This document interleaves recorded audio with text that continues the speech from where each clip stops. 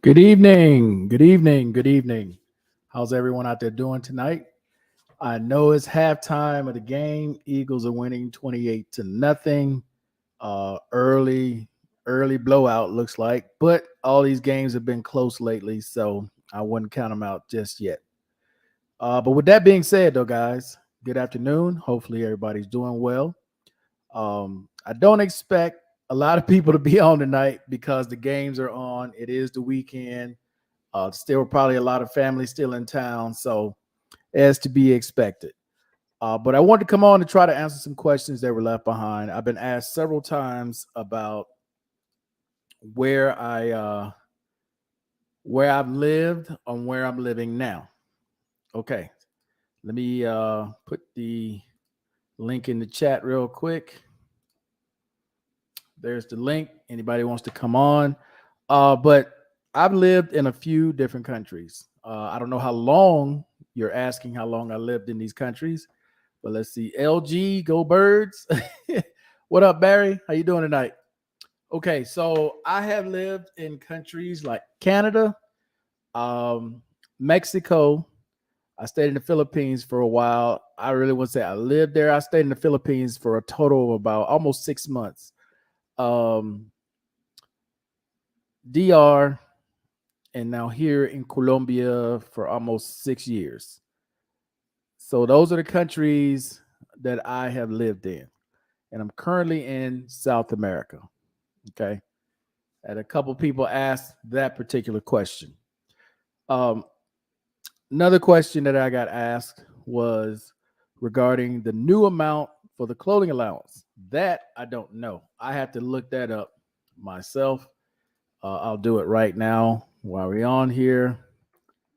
I can let you guys know what the new amount is for the clothing allowance. Clothing allowance 2023. Looks like 968.52 is the new amount. Oops. Looks like Howard's here, but I'm trying to bring Howard on, but I don't know if it's on Howard's end or on my end. Hold up. Yeah, I tried to bring you on, Howard, but try to go out and come back in, Howard, because I don't know what's going on with this. I see you popped in, but it's not showing anything. It might be your internet.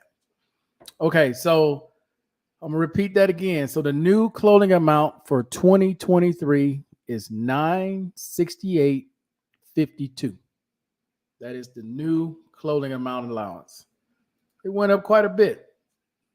That's a good thing. Always a good thing. So again, here is the link. It's in the stream already. All right. See if I can. Yeah, Howard is not allowing me to let you in for some reason. Let me see if I can send you the link real quick on WhatsApp. And if anybody has any questions, man, go ahead and leave your questions by all means. I don't know everything, but I will definitely try to answer your question, or someone maybe in the chat may be able to answer your question. All right, Howard, I'm gonna send it to you on WhatsApp. Wait a minute. I gotta do it again. All right.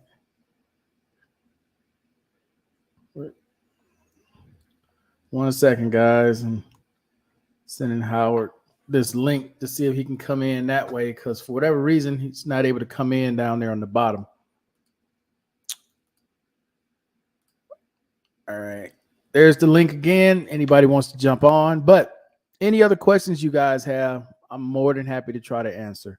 So I talked about retirement in my last video because I've had several people ask me in several different videos about retirement, how's retirement life, and what shall I expect when I retire? Well, everybody's different. You know, some people have long careers with retirement and with working, and retirement is tough. I know it was tough for me. It took 2 years, 2 years for me to get used to retirement. But you got to remember, I retired at an early age. I was 37 years old when I retired. I still have a lot of peers who are still working right now as of this day. And it took a while to try to figure out what to do. There's Howard.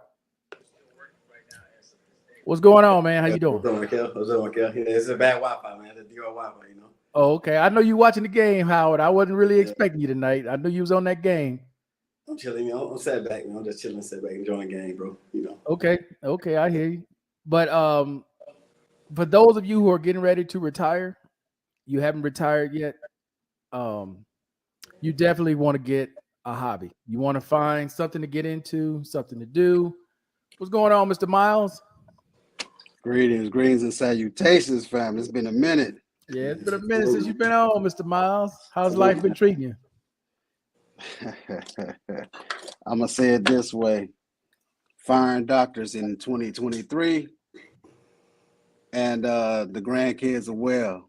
Okay. But brother Marquez, we got to talk offline or behind the scenes because I need to visit Alabama this year. So I need some warnings. Alabama. Ooh, Lord have mercy. Yeah, I'm doing some research on my family on my father and his mother's side, and it leads me to Savannah, Georgia, Okay. and Alabama. Where in Alabama? Actually, in between Huntsville all the way back to middle part of Georgia. I won't say middle part. I should give you a better LaGrange, Georgia. LaGrange. Huntsville Yeah, to LaGrange. yeah. Yeah, I'm not too familiar with that way. Well, that's Okay. Okay. southeast. That's southeast, huh? Yeah, Like southeast or something like that. yeah, that's like northeast because Huntsville is north. Okay. Okay. That's the north part. Mobile is the southern part. Yeah, yeah. I was more like middle bottom, like Middle bar. middle south.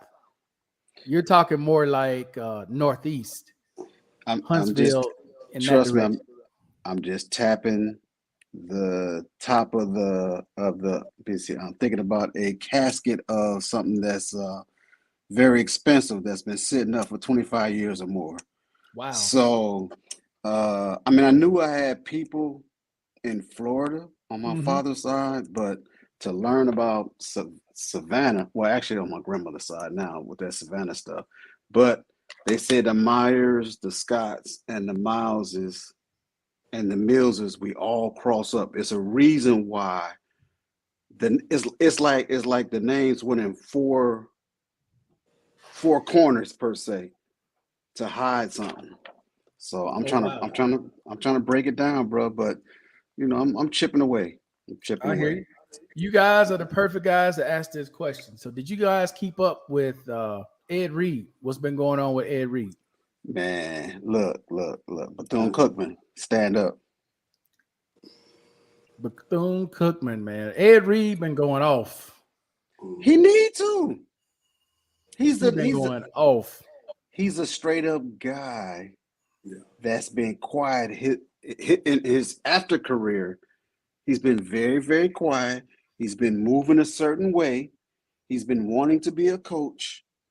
Yeah. And now he's finding out with what Deion went through. But Deion was quiet. Mm-hmm. Ed Reed, you know, Ed Reed got some stout behind him. You know what I mean? Yeah. Yeah. Thanks, Slade. So blank slate, what's the Buenas dealio? noches, ¿cómo estás? Yeah, yeah, Bien, y tú? Snap up Yeah. and log in, blank slate. It's interesting, man. That okay. So I didn't go to a HBCU, but I had my younger sister went to Alabama State, and I Okay. had 4 other cousins that went to Alabama State. I got some relatives that went to Alabama A&M, and I got some more buddies I know that went to what's the one in Georgia? The big one in Georgia? You got Morehouse, Morehouse. Yeah. Morehouse. Spelman with the No, they went to female. Morehouse. That's where they went. They Okay, went to okay, Morehouse. okay. And total different experience because I remember going to see my sister at Alabama State. Bro, hey, all I'm gonna say is not what I expected at Alabama State. Okay, I'm gonna just put it that way.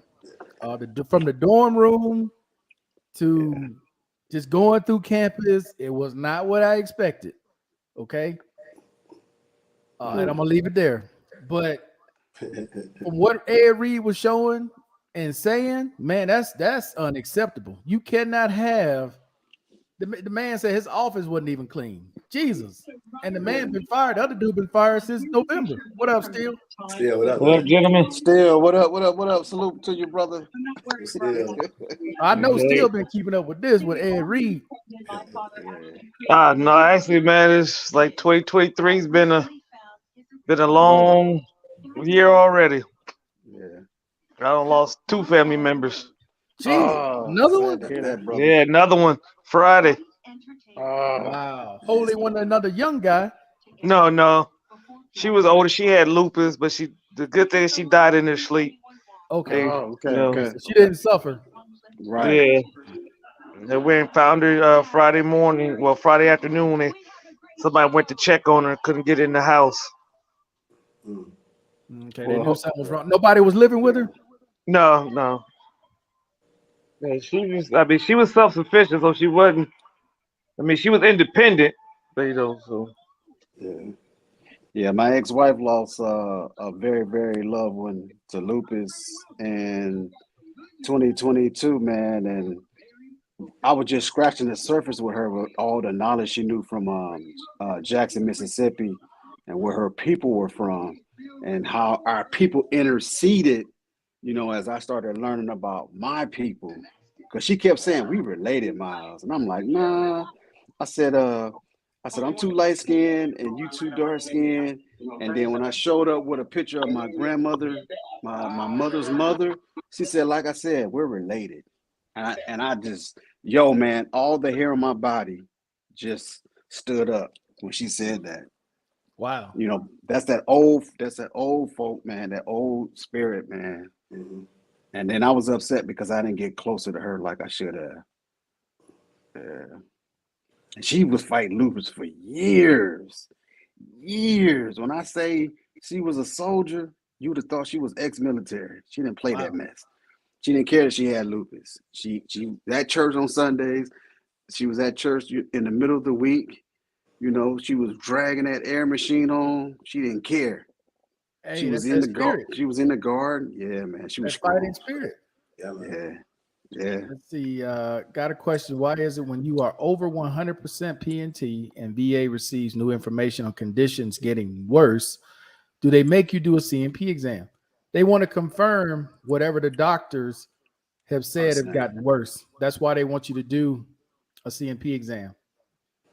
They just want confirmation. It's like getting just someone else saying, okay, yeah, this is what I found as well. That's basically why they want to do it. It's not that they're purposely just trying to make you go just to go, but if you got something that is getting worse, then it's going to be to your benefit that you go to the CMP exam, because it could put you in a much higher category than where you are now. That's the reason why. And all they have to do is talk about their ailments and their what is it called? There's a medical technical word for it, but all they have to do is continue to talk about what's going on with them, not the new stuff, but the old stuff. You know what I mean, Markel? Yeah. In those CMPs, right? Yeah. Especially when it involves presumptive condition, which consists disabilities dealing with the PACT Act.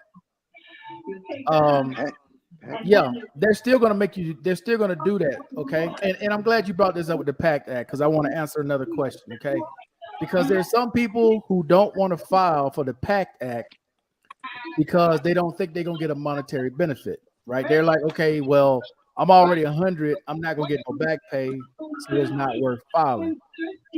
I would give that a second thought, especially if you have dependents and you're married. Because if you don't have a service connection, let's say that the PACT Act caused you to have some kind of heart condition or lung condition, right? But you're not service connected for it. Well, for DIC, when you die, you need to die from a service connection in order for your spouse or your kids, dependents, in order to receive that money. So if you die from something else, but they found out that, hey, you should have filed for the PACT Act, unfortunately, they're going to miss out. You're going to have to fight for it. They're going to have to fight the next whatever many years with whatever lawyer to try to get DIC for your family when you could have just filed through the PACT Act. Oh, okay. To say that it's not worth it, I wouldn't say that, because people are just saying, well, I'm not going to get no money. Well, it also depends when you became 100%. Because let's say with the PAC Act, they say anybody who served, let's say at Camp Lejeune from 1990 to, I don't know, 2001, your date's going to start in 2000. You didn't come 100% until 2015. How would that not benefit you? You guys understand what I'm saying? So don't just look at it as, well, I'm not going to get nothing, so there's no reason for me to file. You don't know that. You have no idea.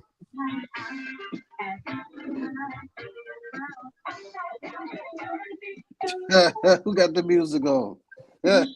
Oh, my bad. Yeah, that's all. That's still. That's still was taking me back. What up, Harry? How you doing, man? Yeah, let me for a minute. put that on mute. Hold on. What up, SD Holmes? How you doing? All right, man. So quick thing with Ed Reed, man, because I saw his live that he did on TikTok. Was it TikTok or Instagram? One of them. He was just going off. I mean, he was in that golf cart. No, not that one. He did another one, and Dion came on with him later and talked to him. You should see this one, Mr. Miles. But the one you saw with the golf cart, yeah, I saw that, man. He was hot. Trash everywhere. He out there picking up trash. Said the whole building was full of trash. His office hadn't been clean since he been there. And he didn't even have a contract. He was supposed to get a contract. What was it, last week, 2 weeks ago? He never even got a contract. See, and that's the exposure that they need to be exposed like that, because exactly the status quo, like I said, it was a lot of shit that went on with Dion. Right. Used the language that he didn't expose. Yeah. Because like I wish Love and Freedom was on, because he could tell you if anybody from Mississippi that's been to know where Jackson State's at, Jackson State, it's smack dab in the middle of the hood. Yep. Smack dab in the middle. I lock my door when I go through there. What? Ain't you carrying? Yes. I gotta have a reason though. See, still like it, you know what I'm saying? Because that's true. Look, I mean, it's those standards of those HBCUs. I guess I was just crazy then when I went. So like, look, so it's those standards, man. It's those lower standards across the board HBCUs that I've heard about. You know, I'm not gonna say it's all. I'm not gonna say it's all of them. Okay, right, okay. It's definitely not all of them, dude, because some of them are in the black, but a lot of them are in the red. Yeah, it's not like Clark Atlanta and Morehouse. Now those different. You ain't going around there with that riffraff.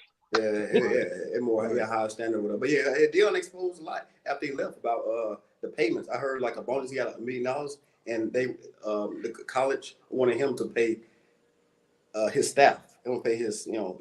Well, he used that money to pay his staff. Well, they didn't want him to. He took that money. He took the money that they gave him and paid his staff out of that money. Which the university should have been paying him, because the university just received a television contract that it wasn't accounting people that helped negotiate, and they lost a lot of money. Man, it's so much Dion brought so much. Yeah, he brought so much money and exposure and the connection that he had to Jackson State. Like I said, the stands were empty. Yeah, he packed them stands, and they're supposed to get a percentage of the sales, of the ticket sales. The money was there, but they didn't receive it. It didn't go to the athletic department. It went to somebody's coffers. It went to the general admission fund. A general admission. Well, that's the thing. I don't understand. Yeah, it went to the general admission fund. Here's what I don't understand. They getting federal funds. They got grants and everything coming in. They got the students paying. The students is getting money from somewhere to go to school. Where's all the money going? See, Markel. Don't worry about the money. And that's what they was. And that's what they was telling Dion. Right. But over the past 2 years, 2.5 years, I believe, and you guys can check it out for yourselves. But over the 2.5 years, the federal government has paid the HBCUs the most money they received in the past 50 years. Yeah, the past 2 years, and that's what That's what Trump tried to take credit for. But Obama was the one that set the initiative up. But Mitch McConnell and them fought him tooth and nail to make sure that he didn't get it done until Trump was in office. But That's the trickery that they don't tell folks about. You know, all that Trump taking credit for it. But no, you didn't do that. That was they set it up for you to do it on your watch. Bro, I still need to know where the money's going. Because Dion, Dion, don't worry about the money being funny, just spend it. Dion did the interview with Shannon, and he was laying it out. He was like, he was willing to pay somebody to come in and look at the book to see where the money was going. Nobody wanted to do it. Because somebody was gonna be Brett Favre. That was crazy. Hey, Markel, like I was saying, like the stadium was packed, and Dion saying it was packed. The stadium was packed. He said the money wasn't adding up. The stadium was packed. He packed out. He said $1 million, at least $1 million at the gate. Every week there's $1 million at the gate. Now where that money going? Plus tailgate. Yeah, because like I say, they was packing. He packed the stands those 3 years he was there. Because they was before that they wasn't packing the stands. Because Jackson State was straight garbage. Bro, look, the stands and the parking lot. I heard homecoming. They came to get it. That park. They was garbage, but at homecoming though. Homecoming is the only time they came out. It was crazy homecoming. I heard a parking lot came to get in the whole thing. Yeah, homecoming is the only time they showed out. Bro, look, to my tailgate and all that, man, they make so much money, man. I'm glad he left. All people hate no Dion, man, when he left. I'm glad he left. Yeah, they know. He left a blueprint though. He left him a blueprint. He did. Yeah, but it just shows you, man, that how quickly people will turn on you. Exactly. When you look at I'm stepping up. Yeah. You got to think about it, dude. This man goes from a HBCU to a Power 5. That is never. Yeah, he opened the door. Never. You think Eddie George is still at Tennessee State? Yeah. He should have been the one that took the Colorado job. Yeah. Because Eddie George has put his time in. Man, prime time good. You gotta say how good he was as a player. Deion Sanders, he one of the best. He is the best. Well, Eddie George wasn't no scrub. That's a Heisman Trophy winner. Exactly. Look, he wasn't on the same level. I mean, he wasn't a superstar like Deion was. He don't have the kind of connections Deion has either, though. He was different. Look, he was. He wasn't no scrub. Is all I'm saying. Eddie George wasn't no scrub. Man, get up, G14 classified. Cam up. I want to know G14 classified. Freedom always, man. Yeah, I mean, he G14 classified. He got some, he got the cartel around this way. Yeah, I saw that video, man. Every cop in Mexico was there. San Luis was at his house. Yeah. Every federale in the country was there. Look, he must have threw a barbecue then. You say Markel is that plus is that good big connections plus his position. He played cornerback on the highest level in the NFL, so he can read the defense. The offense, and he just knew everything. When you're a good cornerback, you know the whole field. Yeah. To be a good cornerback at his position, you can read the offense, and he broke on the ball. He's just good at. Plus, he's smart. Yeah, he's smart.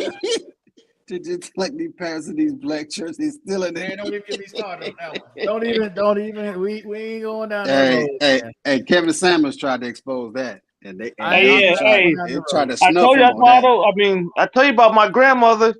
I mean, she spent all her money in that church fund. They ain't got a building. They ain't got a new building to this day. Yeah, I mean the black church as a whole.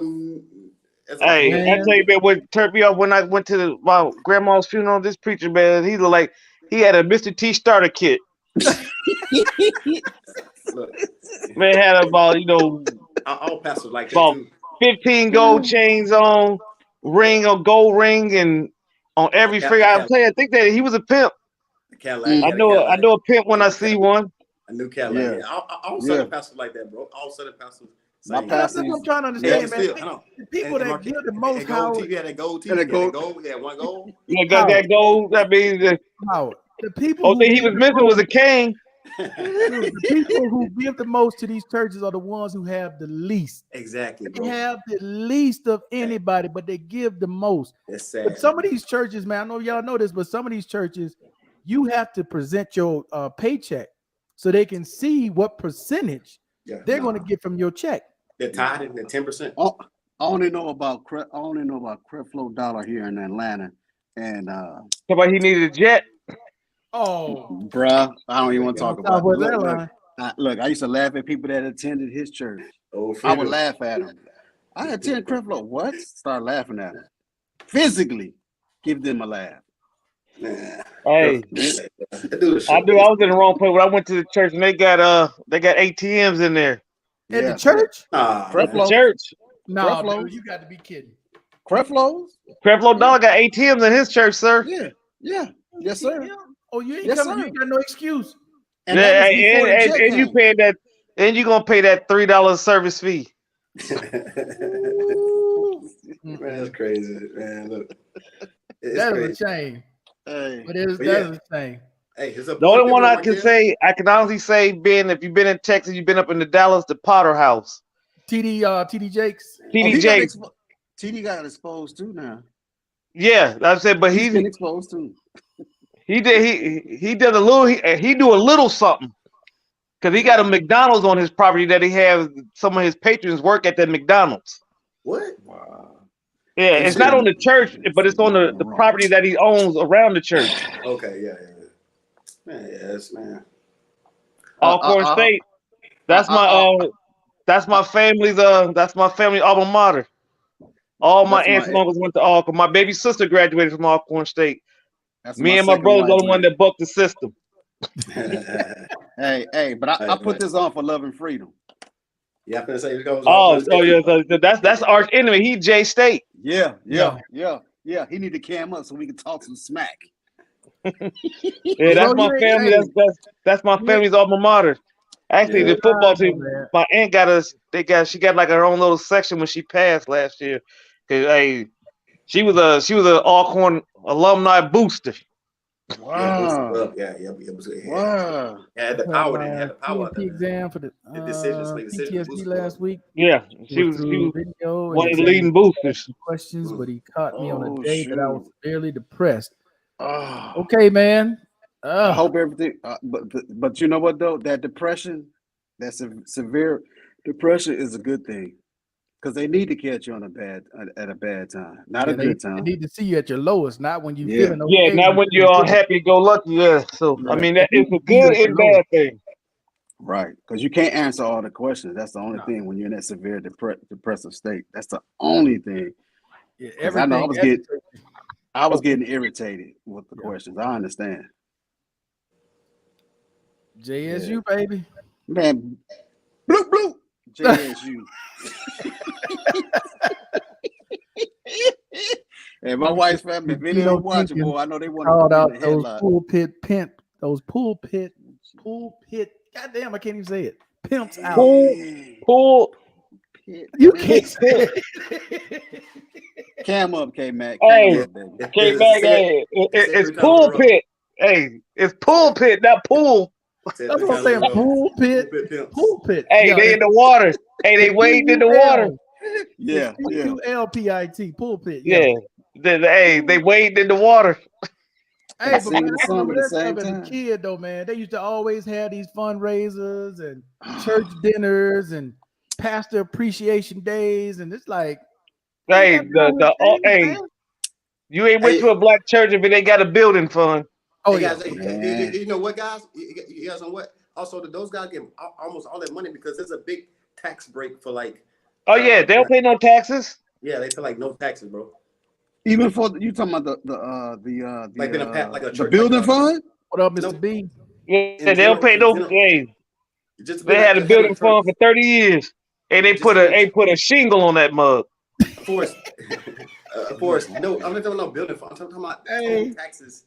Depending on where you are in the country, man, the church be so cold, they ain't got no heat. They got to wait for all those people to come in there to generate heat. Yeah, that's all. That's just. They ain't bought no curtains, no doorknobs, no toilet seats. They did no type of rehab.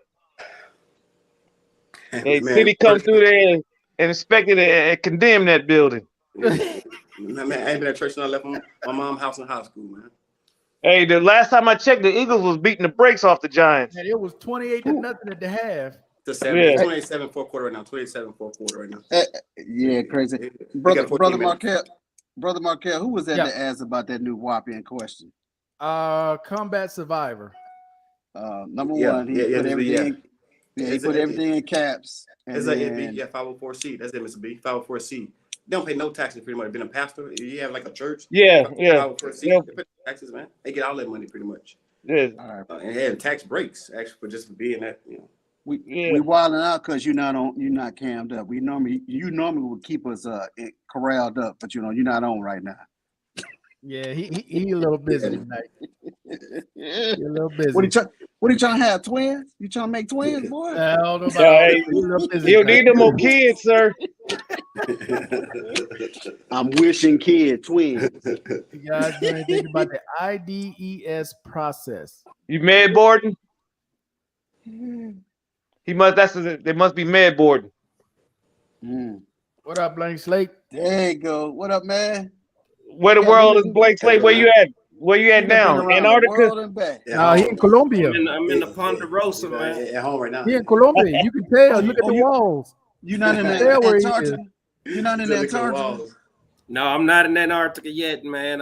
Probably at the end of next year or something. I gotta slow down, man. I gotta drop anchor for a couple of months. Okay. I was expecting you to drop anchor down there. I was gonna brag on you big time, like shit. I trust me. I've been bragging on you, but man, I seen some. Hey, as a matter of fact, hey, make sure that you send in your new W-4 for your tax exemption for your retirement. You got to do a new W-4 every year. I already set mine off. I'm glad you reminded me. Where do send it to the same place? W-4 gonna be on my MyPay? No, you can go to the IRS and just print off the one for 2023. That's all. Okay. You probably can use the same old one, but they just need a new one. It'll show on your LES.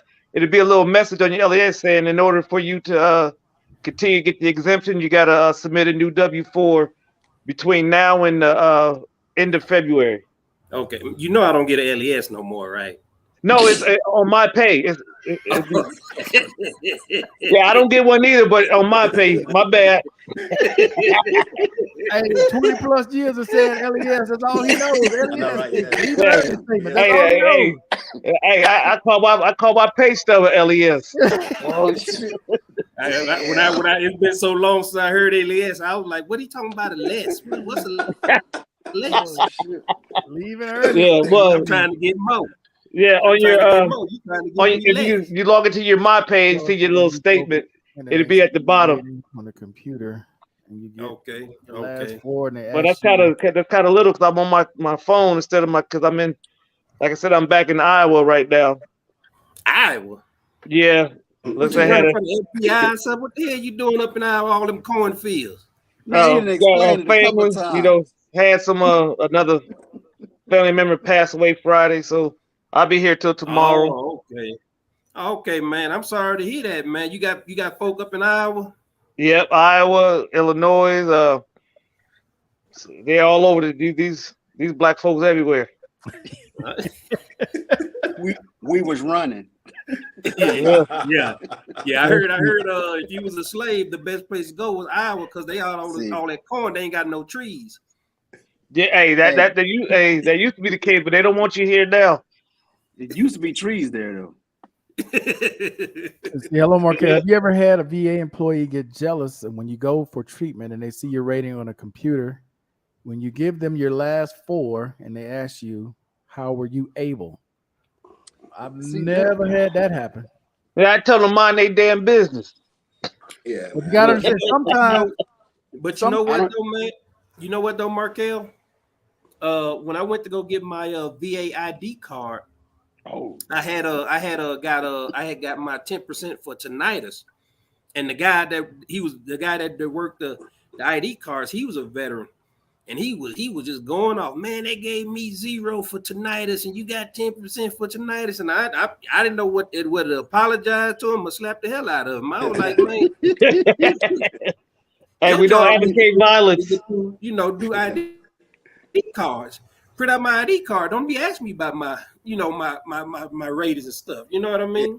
Now, I can't answer that one as far as the ID, but I can tell you when you go to a VA clinic or hospital and somebody's looking at your file, they're usually CWT, compensated work therapy. Those people who check you in are usually just regular people like you. They're not actual VA employees.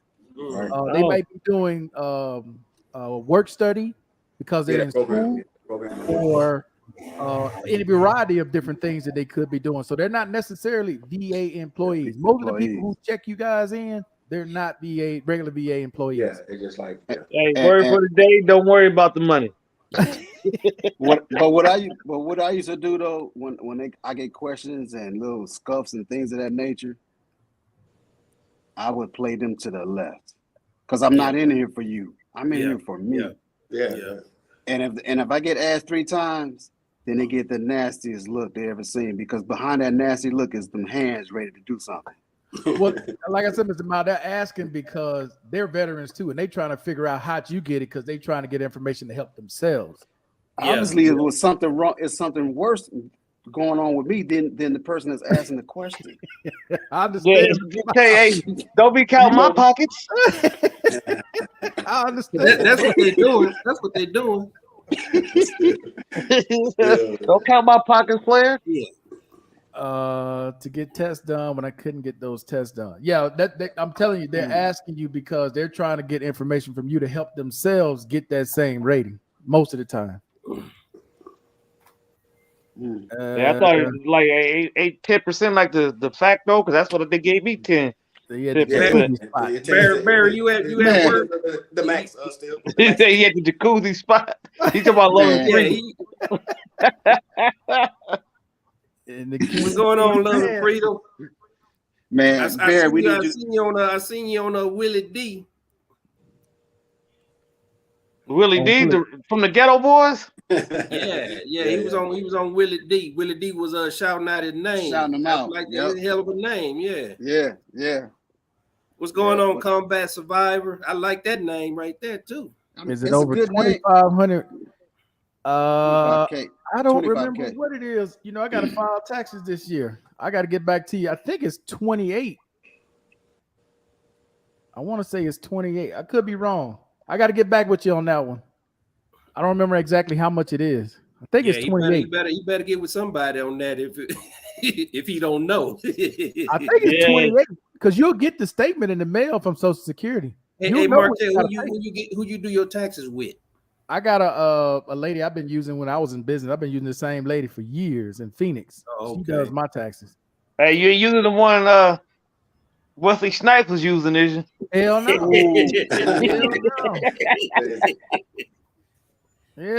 But for the people that didn't know, H&R Block has an expat tax program.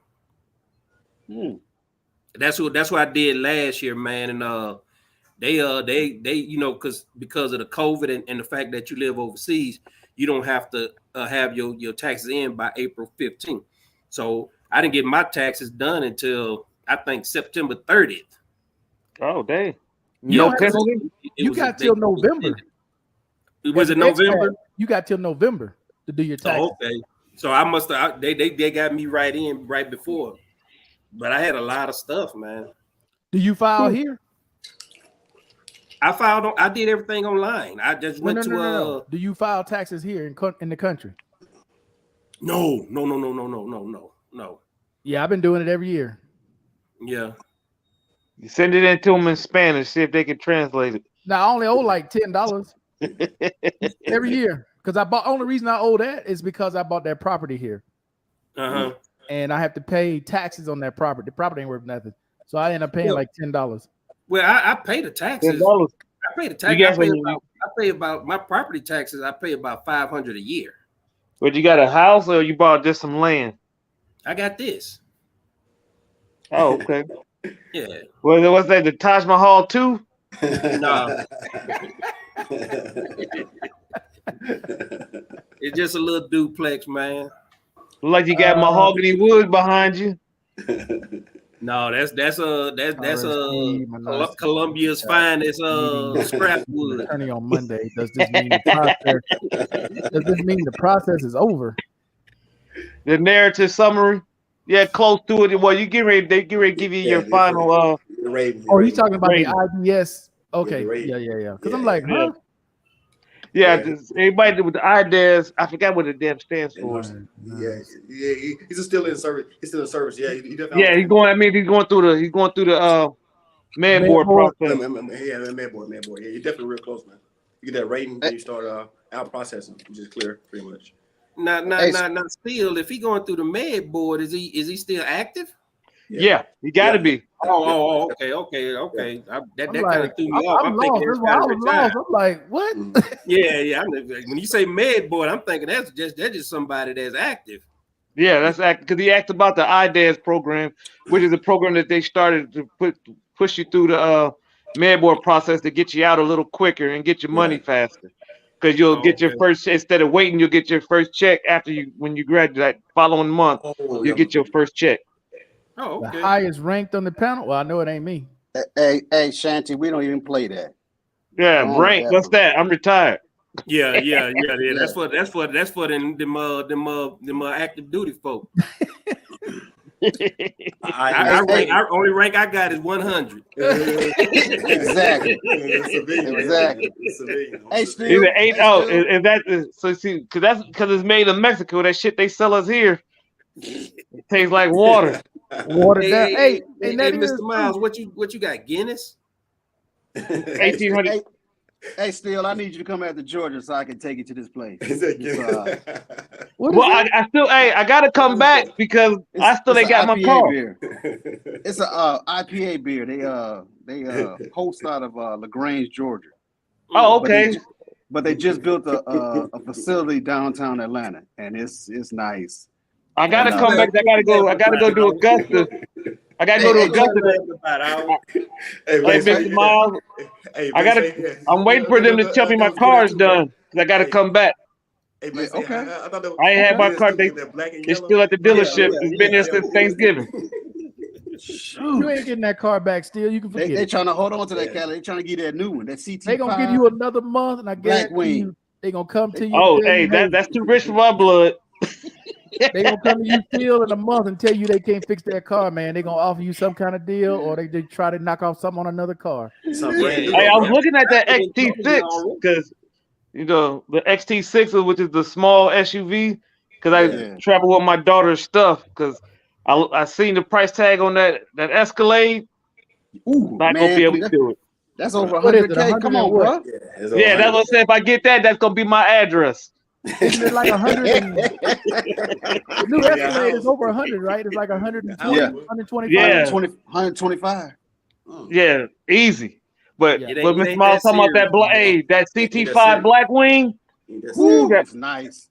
That mug is nice. Hey, that's why all cars are headed. Y'all see that shade in your head, but you might as well get ready. Them car payments are gonna be up. Hey, I'll give Love and Freedom a run for his money in that Blackwing with his Corvette. With that Corvette, yeah. That Blackwing will give it a run for his money. What is all the bells and whistles from General Motors? Cadillac Blackwing, the CT6, CT5, and the CT4 Blackwing. Yeah. They got one. They got it in the CT4 too. A Blackwing? Yep. They make the CT4 Blackwing too. But the price tag ain't changed. Hey, Markel, it's knocking the boots off them BMWs. It's broken on them BMWs. Lexus, and I drive a Lexus. I don't even mess with them. I move over. When I see it, I move over. I move to the right. I don't move to the right for nobody. Just let them pass. For real. Because I had a Blackwing get up on me quick, fast. I'm like, what is this? So I thought it was a cop. So I said, if he ain't putting them lights on, I'm not moving over. It was still no lights, and he just hit me with the high beam. Simply moved over like an old man. Yeah, and he skirted out on you too. He did, because he rocked the Lex, and I was like, yeah, that's that Blackwing. That's all I could do.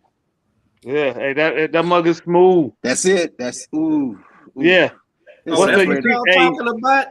Yeah, you see the price tag on it? A CTS5. That's the CT5 Blackwing. That's CT5 CT5V.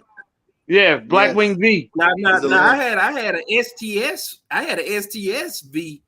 No, a long time ago. That thing. Hey, that's different. Hey, Blake Slate, this is a whole new animal. That thing looks fast. Wow. You had the beginning. You had the beginning. This is them still executing against Europe.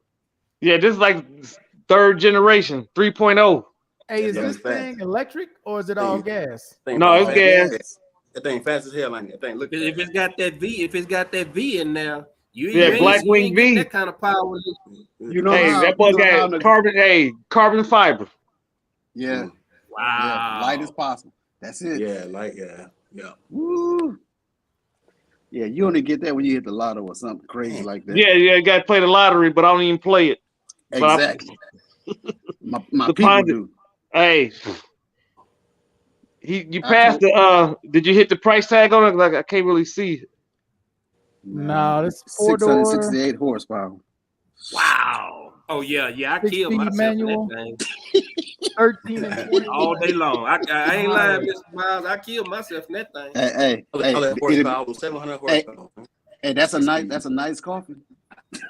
Oh man, it's beautiful too. Yeah, it is a nice coffin. Hey, hell yeah. Because I know I'll be trying to hit 150 in that damn thing. Whatever's on the dash. That boy goes 0 to 60 and plays less than 4 seconds. Yeah. It's 3, almost 2. Yeah. Damn, you damn near pulling the G. Going that fast. And Cadillac outdid themselves, bro. I mean, you don't see BMW talking about they the fastest no more, other than that 7 Series. Hey, I've always been a Cadillac man my whole life, man. I stopped fooling with them after they started doing these self-driving type of where the seat vibrate and all that old mess, Oh, and that's wake your butt up. Yeah, them things were garbage, man. Smart, damn. I think it's smart though because it keeps you from having an accident at the last minute. Yeah, well, Mr. Miles, I'm instead of them guys like you said, that guy in that Blackwing, that high beam, I'm them guy. I get up on your bumper, and them little what is ATS or whatever those. Yeah, I always think they make those. Yeah, the ATS is trying to break you and try to break the car and everything. I'm like, man, come on. Yeah, because I think that the CT5 Blackwing, I think it's like 98, somewhere around there. It's over 90 grand. That's right. Ridiculous. Let's see. Yes, I'm waiting on the 2024 i8 Corvette hybrid. Man, whatever. I want that. Hey, love and freedom. That Blackwing, that Blackwing will give you a run for your money. I'm telling you, don't put your pink slip up against that thing. That's right. It's 93,390. 93? Yeah. That's for the CT5 or the CT4? The CT5V. 5V. If it's 93, that's mean you buying it straight cash. You ain't financing it or nothing. Yeah, because they got one. Well, they are overpriced because they got a CT4 Blackwing in Omaha at the Cadillac dealership, and they wanted 98 for it. How much it is right there. 93 over 1,000 for sure. 390. Almost $2,000 payments a month. You pay. Hey, that ain't overpriced though. Because I'm gonna tell you the way that Cadillac look. If you Cadillac lover, you gonna want if you want it. If you got the money to get that, you're gonna get that. Yeah. Oh yeah. I mean, hey, when you see it in person, it's beautiful. It talked to you. I mess around and catch an indecent exposure case if I saw it in person.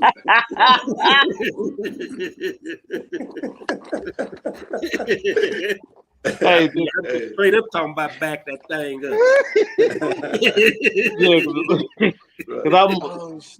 As soon as they give me my CT6 back, I'm dang sure go trade it in. I'm looking at right now the XT6, and it's like the one I looked at today was 63. Ooh. That's the Lexus i5. Yeah, it's a premium luxury.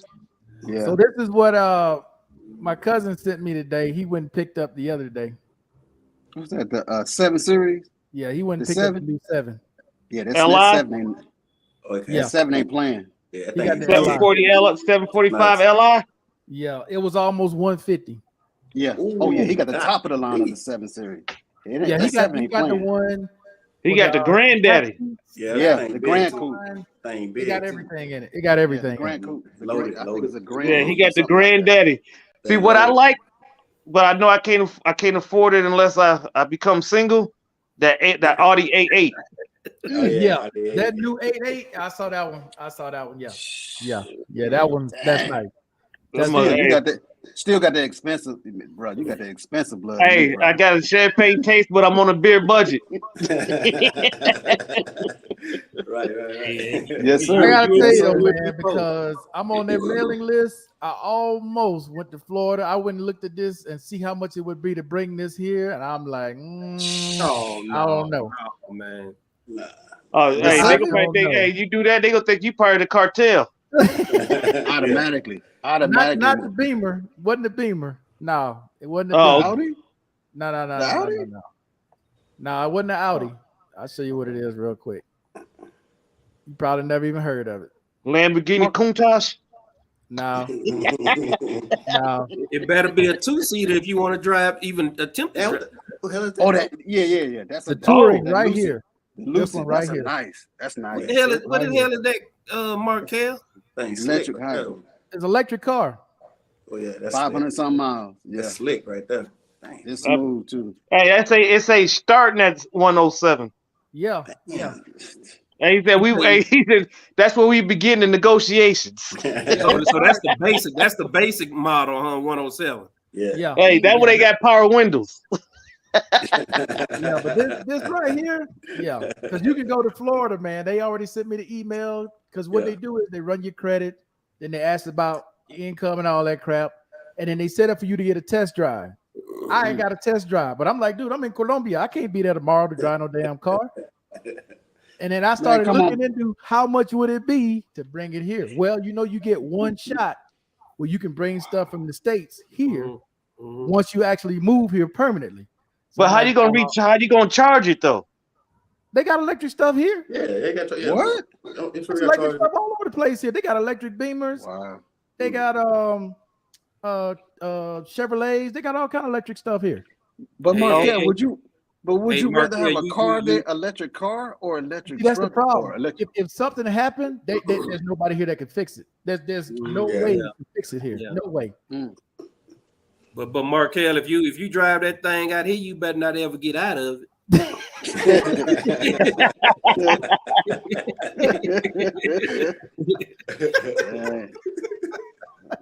You talking about cats on motorcycles snatching cell phones. Yeah,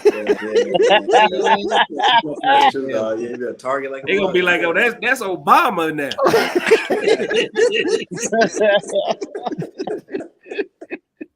Hey, it's self-driving, man. The fastest on the street. Yeah, that's what it's been touted. What is? Oh, that thing that you just showed me, that's the fastest thing on the road right now?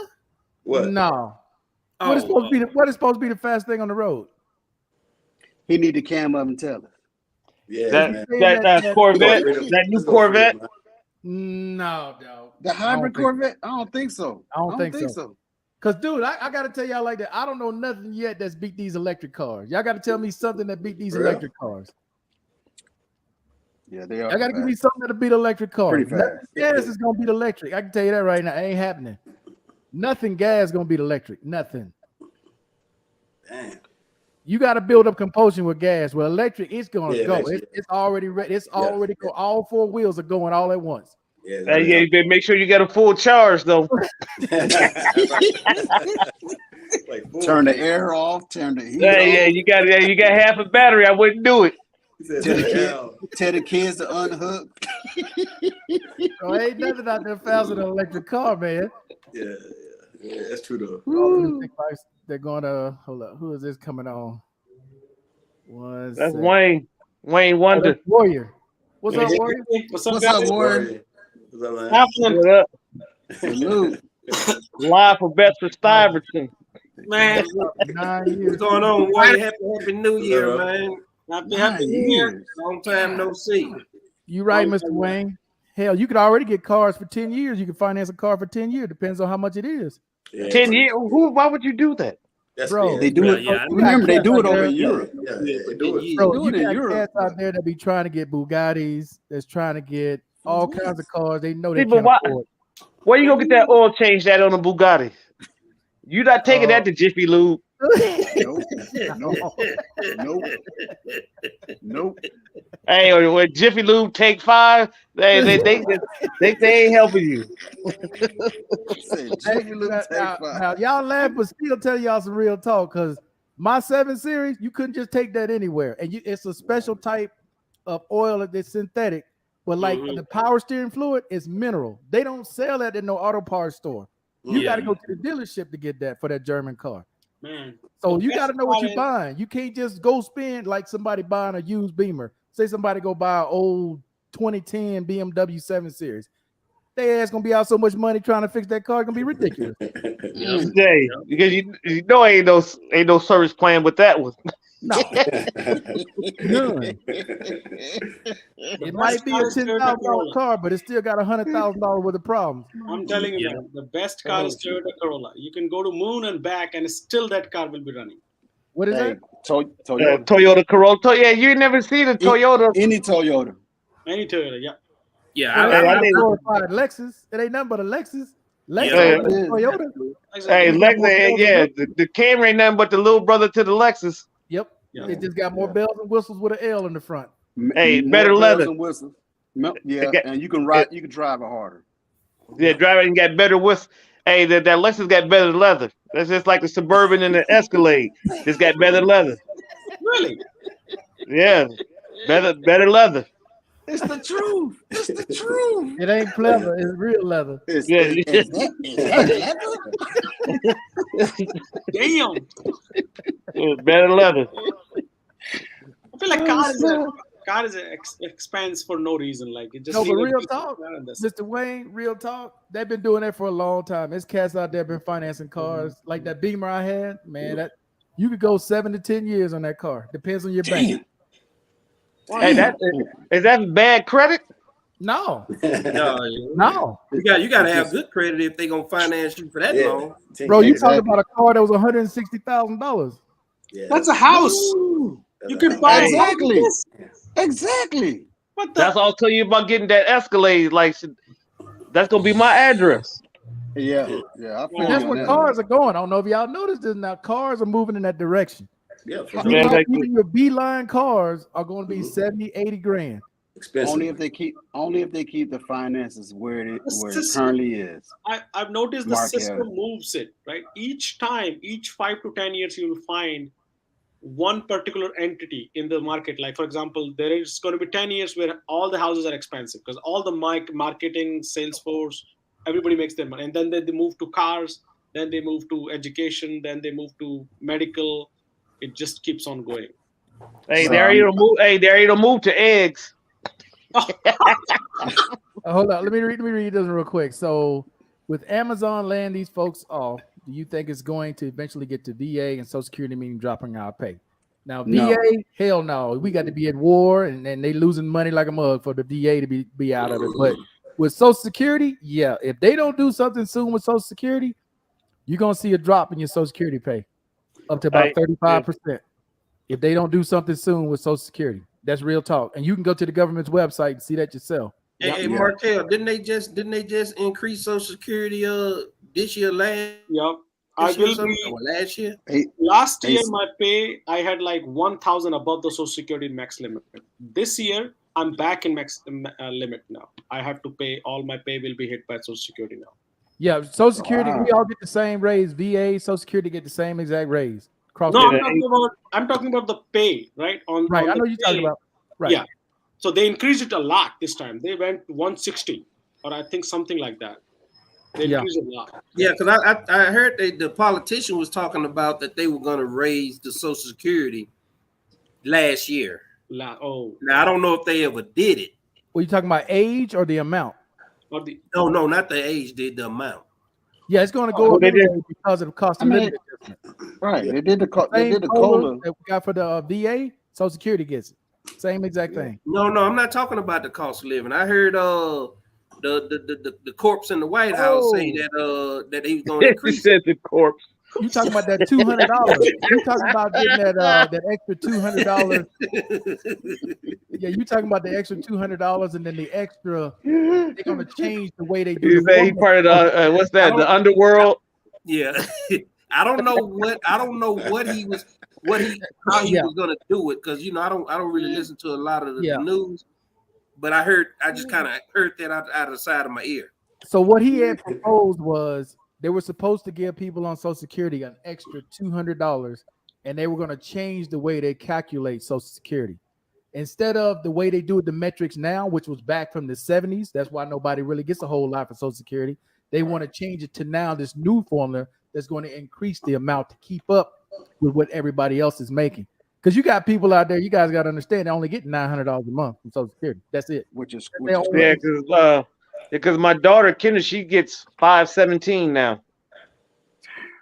So 517 after paying all the money in, or what? I she got disability, so it's a little different. Yeah, and they're only paying her 517. 517. Bro, I'm talking about retiring. One, because she stayed with me, she still lives with me, and that's one reason. I tell you, well, I'll get your own stuff, but she's on oxygen and all that, so she's not capable. That's my point. I told her keep it there. You're right. I just told her, and the bad thing is she can't have more than $2,000 in her account. Yeah, because she's getting SSI. Yeah, and that's why she's not getting as much, because they're counting your income and all the stuff that you get, because she ain't paying rent, she ain't doing none of that, and all that counts. That's what I told her. I said, well, if you want to get more, because you are on the lease and you're 20 now, you can turn in the lease. It's got me and you on it. You get a little bit more. Yeah, that's why they're doing that on SSI. Because see, this is what y'all don't get, man. I keep trying to tell Cass this. When you on SSI, your income is limited in the mug. Anything that you're getting, anything extra you getting, Social Security deducts from that. So they take it away. Paying rent. Okay, well, since you ain't paying rent, you don't need all this. We're gonna just pay you this $517. See, that's what I told her. But I can't. I can't do it for you. I said, but if you turn in the lease, you'll get more, because it shows us both on the lease.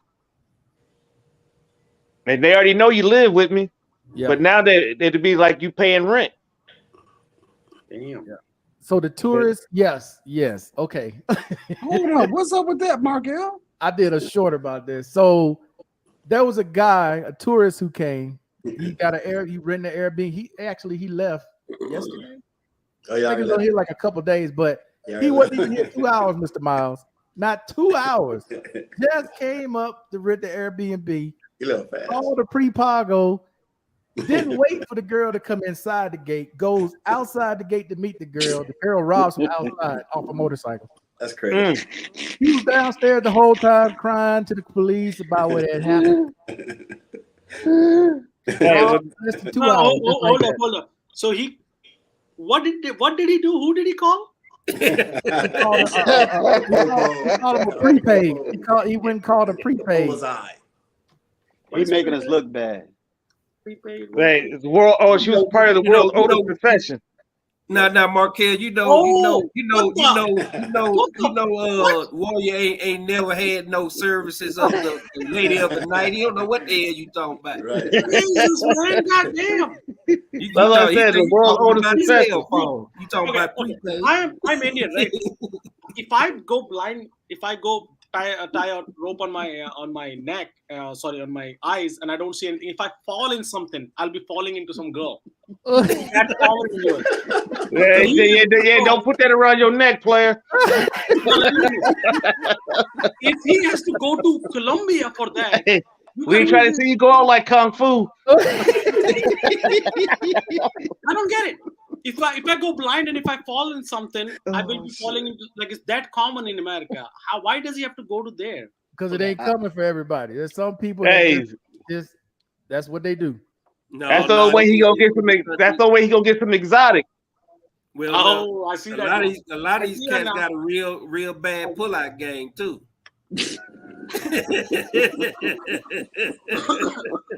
No, I see that now. Oh shit! Yeah, the guy was here 2 hours in the country. That was crazy, man. Got him just like that. He from the United States?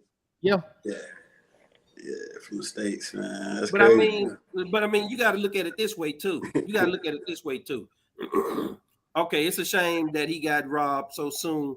But then, what was the first thing he damn did when he got here? It wasn't a shame. It wasn't no shame, and I feel no pity for him because she set his ass up before he even got here. He was an idiot. So he was an idiot from the jump. Yeah. So what do you expect? Yeah, exactly. Yeah. That's crazy. He was a dummy from the jump because number one, if the girl told him to meet me outside the gate, they already know what the deal is here coming to the gate because you got to show ID. You got to put your face. They're going to take a picture of you. She didn't want to do that. She never took a helmet off or nothing. It's on camera. They showed everybody. It's on camera. He was a dummy. Did he take the helmet off? No, the girl got off the bike, pulled a gun, got all the stuff, got back on the bike and left. She would have got her ass.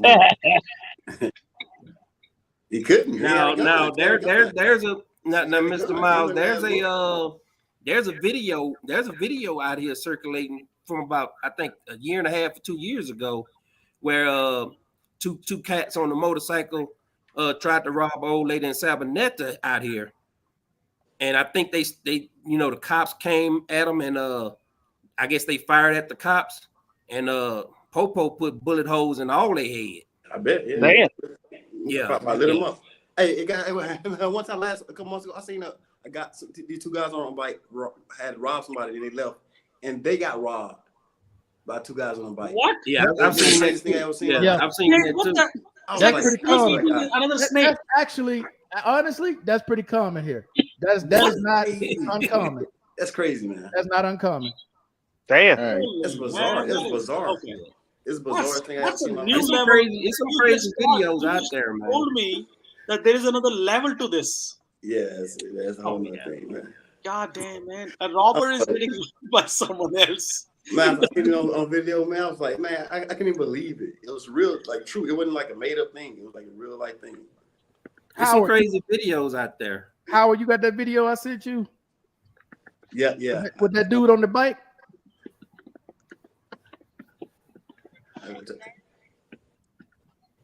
Why did you just? That K-Mac had sent me that, man. I said, what in the world? Just. He said the bike on. I try to find. Hey guys, it's still like whoever is traveling or something. Make sure that you guys do be careful, man. I got COVID on last weekend. Where you got COVID? Where you said travel? My kid goes to daycare, right? We drop her to the daycare, so she brought it in, like, and she was not vaccinated. She's not vaccinated. Right. She had the same reaction as if I'm vaccinated fully, and I had the same reaction. Like, what's the point of vaccination? God damn. So it still is circulating around. It's bad. Well, I tell y'all this. Hold up. You can't even see it. Hold up. Extra vitamin C, extra vitamin K there. Don't forget about the zinc. All natural. And the zinc, all natural. You don't need that damn puff shot.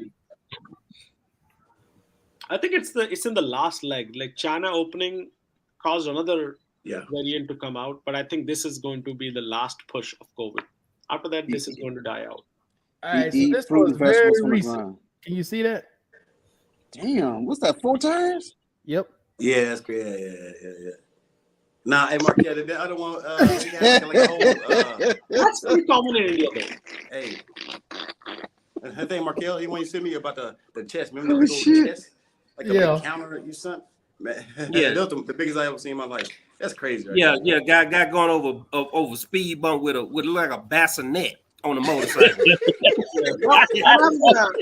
When I was growing up, the motorcycle that we have. So you had to pass the net. It was crazy. I never seen it even living here in the day. I never seen it like that. That's crazy. I mean, it's a skill. The balance they had to have. You gotta have balance and skill to do that. You gotta a known person can do that. I couldn't do that. No, my dad used to take my mom and 3 of us brothers, right? Yeah, that's coming. That's coming, bro. I'm talking about. Hold up. This was a whole bassinet. It's like a whole house almost. Let me find that real quick. On a motorcycle. Yeah, no, that's common in these countries, man. Nobody has money. Oh, here it is, right here. Man, look at this, man. Look at that. Damn. That's on a motorcycle. That's not real wood. Can't be real wood. Hey, you know that ain't real oak. wood.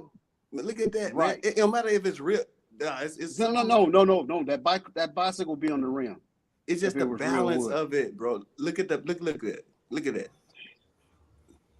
Wow. That is, Man, that's some Ringling Brothers stuff right there. That's what happens to. that's crazy, man. It's like a whole house, man. That's bamboo wood. Bro. Yeah, that's got to be something like Yeah, So- hemp wood. So particle board or something. No, even particle board kind of heavy. all these times, all these videos that Markel used to mention, prepaid. This was all to the same thing. Yep. What? God damn, I 84 never months. caught up I to thought that. it was just 72, Barry. All right, hey, I need y'all to pay attention to this one now. This is another recent one. All right. You watching? Are you watching? Yeah. What is it? Is it blood? Oh! Yes. Hey, that's Oh, man down. You gonna crawl back from under it. man down. All right. Crawl back? Okay. Man crushed. Yeah, the top, the front version of the truck is real Then he high. crawled out from the man. That's crazy. Oof. Yeah, I gotta be careful with these videos I be getting sent, man. Y'all be the trigger my damn Asian Lord. And I had to tell K Mac, man. I said, man, don't be sending me this shit, man. Y'all got me about to lose my mind up here looking at this stuff. Hey, for real. K-Max Bro, X-rated, triple X-rated shit. They do stuff here because you be like, I wonder if somebody ever went out how they clean those windows on the outside on these apartments. Let me show you how they do it. They send a lady out there like that on a ledge. Hey, she got no harness or nothing, huh? Bro, and doing it very nonchalant. Look The at camera's gonna back up and show you how tall the building is. You see how she's doing it very nonchalant, bro. Look at that. She's just doing it nonchalant, like she's just. Oh, She about on the 17th floor, man. You see that? Ain't on nothing. That ledge is about 2 feet. That's all she got. And she's comfortable doing it nonchalantly. Look at this. 2 feet. Like is that why you filming me, punk? and peace sign and all that shit. And I'm gonna tell you something else. When you up that high out here, man, it's windy as hell. I bet it's cold as hell. 2 feet, bro. Cold, yeah, it's That's all cold. she got. Yeah, hey, that wouldn't get. Hey, leave it up to me. That'd never get clean. Exactly. But see, Tell the pigeons, the thing pigeons is when so- they fly by to clean it. The thing Yeah, hey, is so better short, hope though, some rainwater hit that or something. but see, I got one. My wind. rail on my patio is about that same height, man. And all you got to do is get a squeegee and just reach over and squeeze it like the crack edge through the car window. That's all you got to do. The hell you gonna step outside the thing? So what you saying? She's showing off. Hey, she got Spider-Man in her blood. That's what that is. But you see how easy she's like nonchalant. She just looked back and just like peace sign, like nonchalant. She got And like you Spider-Man say, in her no blood. harness or nothing. It's experience she got in the first. So either that or she don't care about nothing. She drink Jack Daniels straight. She don't care about nothing about life. Bro, it's so much stuff that happens here, man. You be like, wow, boy, it's off the chain here. Man, Colombia shit. It is off the chain, bro. I be saying, man, it's all kinds of It's stuff. not, I don't think it's. Hey, just hey, Colombia. hey, guys are doing the most Colombia, man. Y'all guys doing the most, bro. bro. You guys doing the most out there, bro. Taxi drivers. Yeah, fight. Dude get out his car, Get a bat. swings his bat at this taxi driver. Look at that taxi. How small that taxi is, bro. Now he getting ready to film it, right? The guy comes up with the bat. It costs a little, man. What? Ooh, Oh, hit it. Oh, that I've seen those videos. Yeah. man would have stolen, man. What they arguing for? Probably like some they so weak, man. Look at Mauro. I'd have caught him with a 2-piece by the time he's. Yeah, I would've been Oh, he quiet. gonna take the bat. He gonna take his A bat. 4-piece. and chase him. Go take it and He chase gonna take him. his bat. He took his Chase- bat. Come here. Such a loser, man. God damn. The only thing he got. Yeah. Oh, he Bro, go there, jack the car up. Bow. You hit somebody in the head with a bat, man. It's a wrap. It's a wrap. Yeah, I don't care if they put their hands up or whatever. It's a wrap. I bet. Oh, Yeah, I got a bad shoulder. Came on And and I'm gonna lost tell you, his if I back. hit somebody in the head with a bat, it's going on. That head going on flat. It's going on flat. I tell you. Hey, give a new mean to RBI. Thanks. So what about insurance, Markel, over there? Like, if the people are fighting, huh? what about insurance? Like car insurance, your health insurance? What the like? Really? Man. This is different. He had that bat so far back. How did he not still on him twice? Yeah, I know. Bro, you see that? I keep telling y'all, man, this is not the United States of America. This is different here. This is different. These people, it's different. But that's just self-defense, though. Yeah. Can a man swing and come over to you with a bat like that, with a wave back? Way back, man. The way he took the bat away, I bet you he has gone through this fight before. The way he took the bat away. Yes. I think you're right on that one, Warrior. I think you're right on that one. Hey, I didn't hit him with at least a good hard body shot. Man.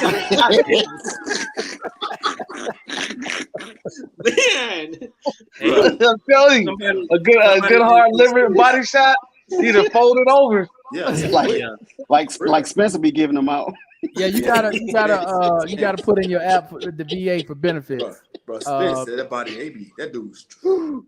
Yeah, and they're gonna determine what you get from there. You may not. It depends on how bad your situation is. You may get 100% right out the gate. You may not. It depends. Hey, but Spencer, so you got Markel, you got your new fish there. LG, a new fish. Yeah, I don't remember LG before. Yeah, I mean, as far as Blake crazy.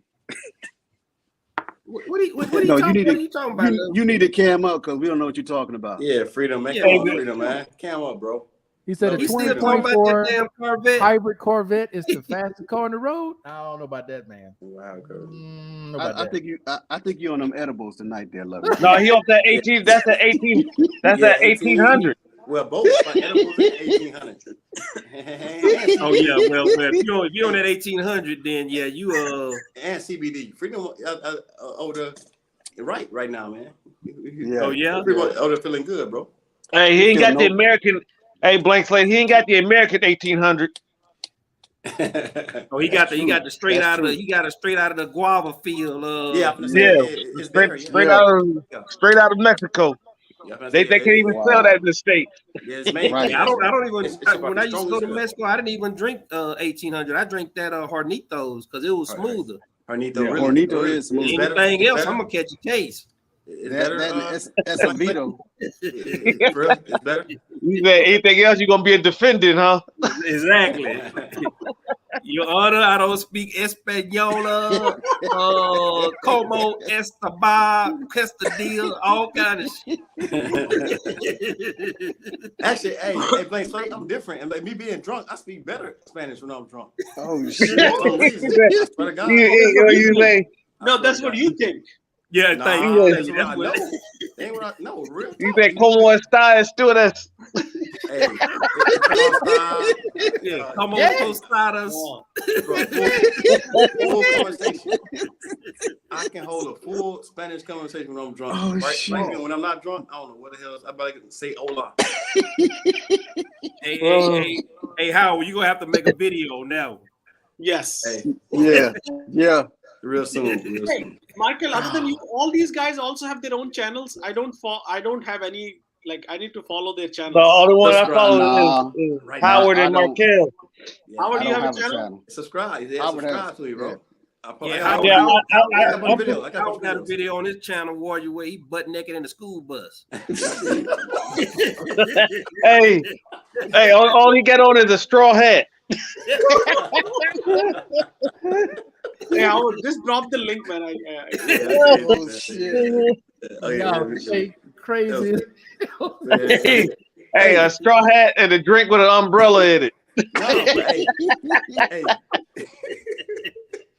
hey, it was crazy though, but it was an Airbnb out here, man. That was crazy. It was a real trip right there, man. That was crazy. It was an Airbnb hotel, school bus, man. Like so this man don't put a shirt on.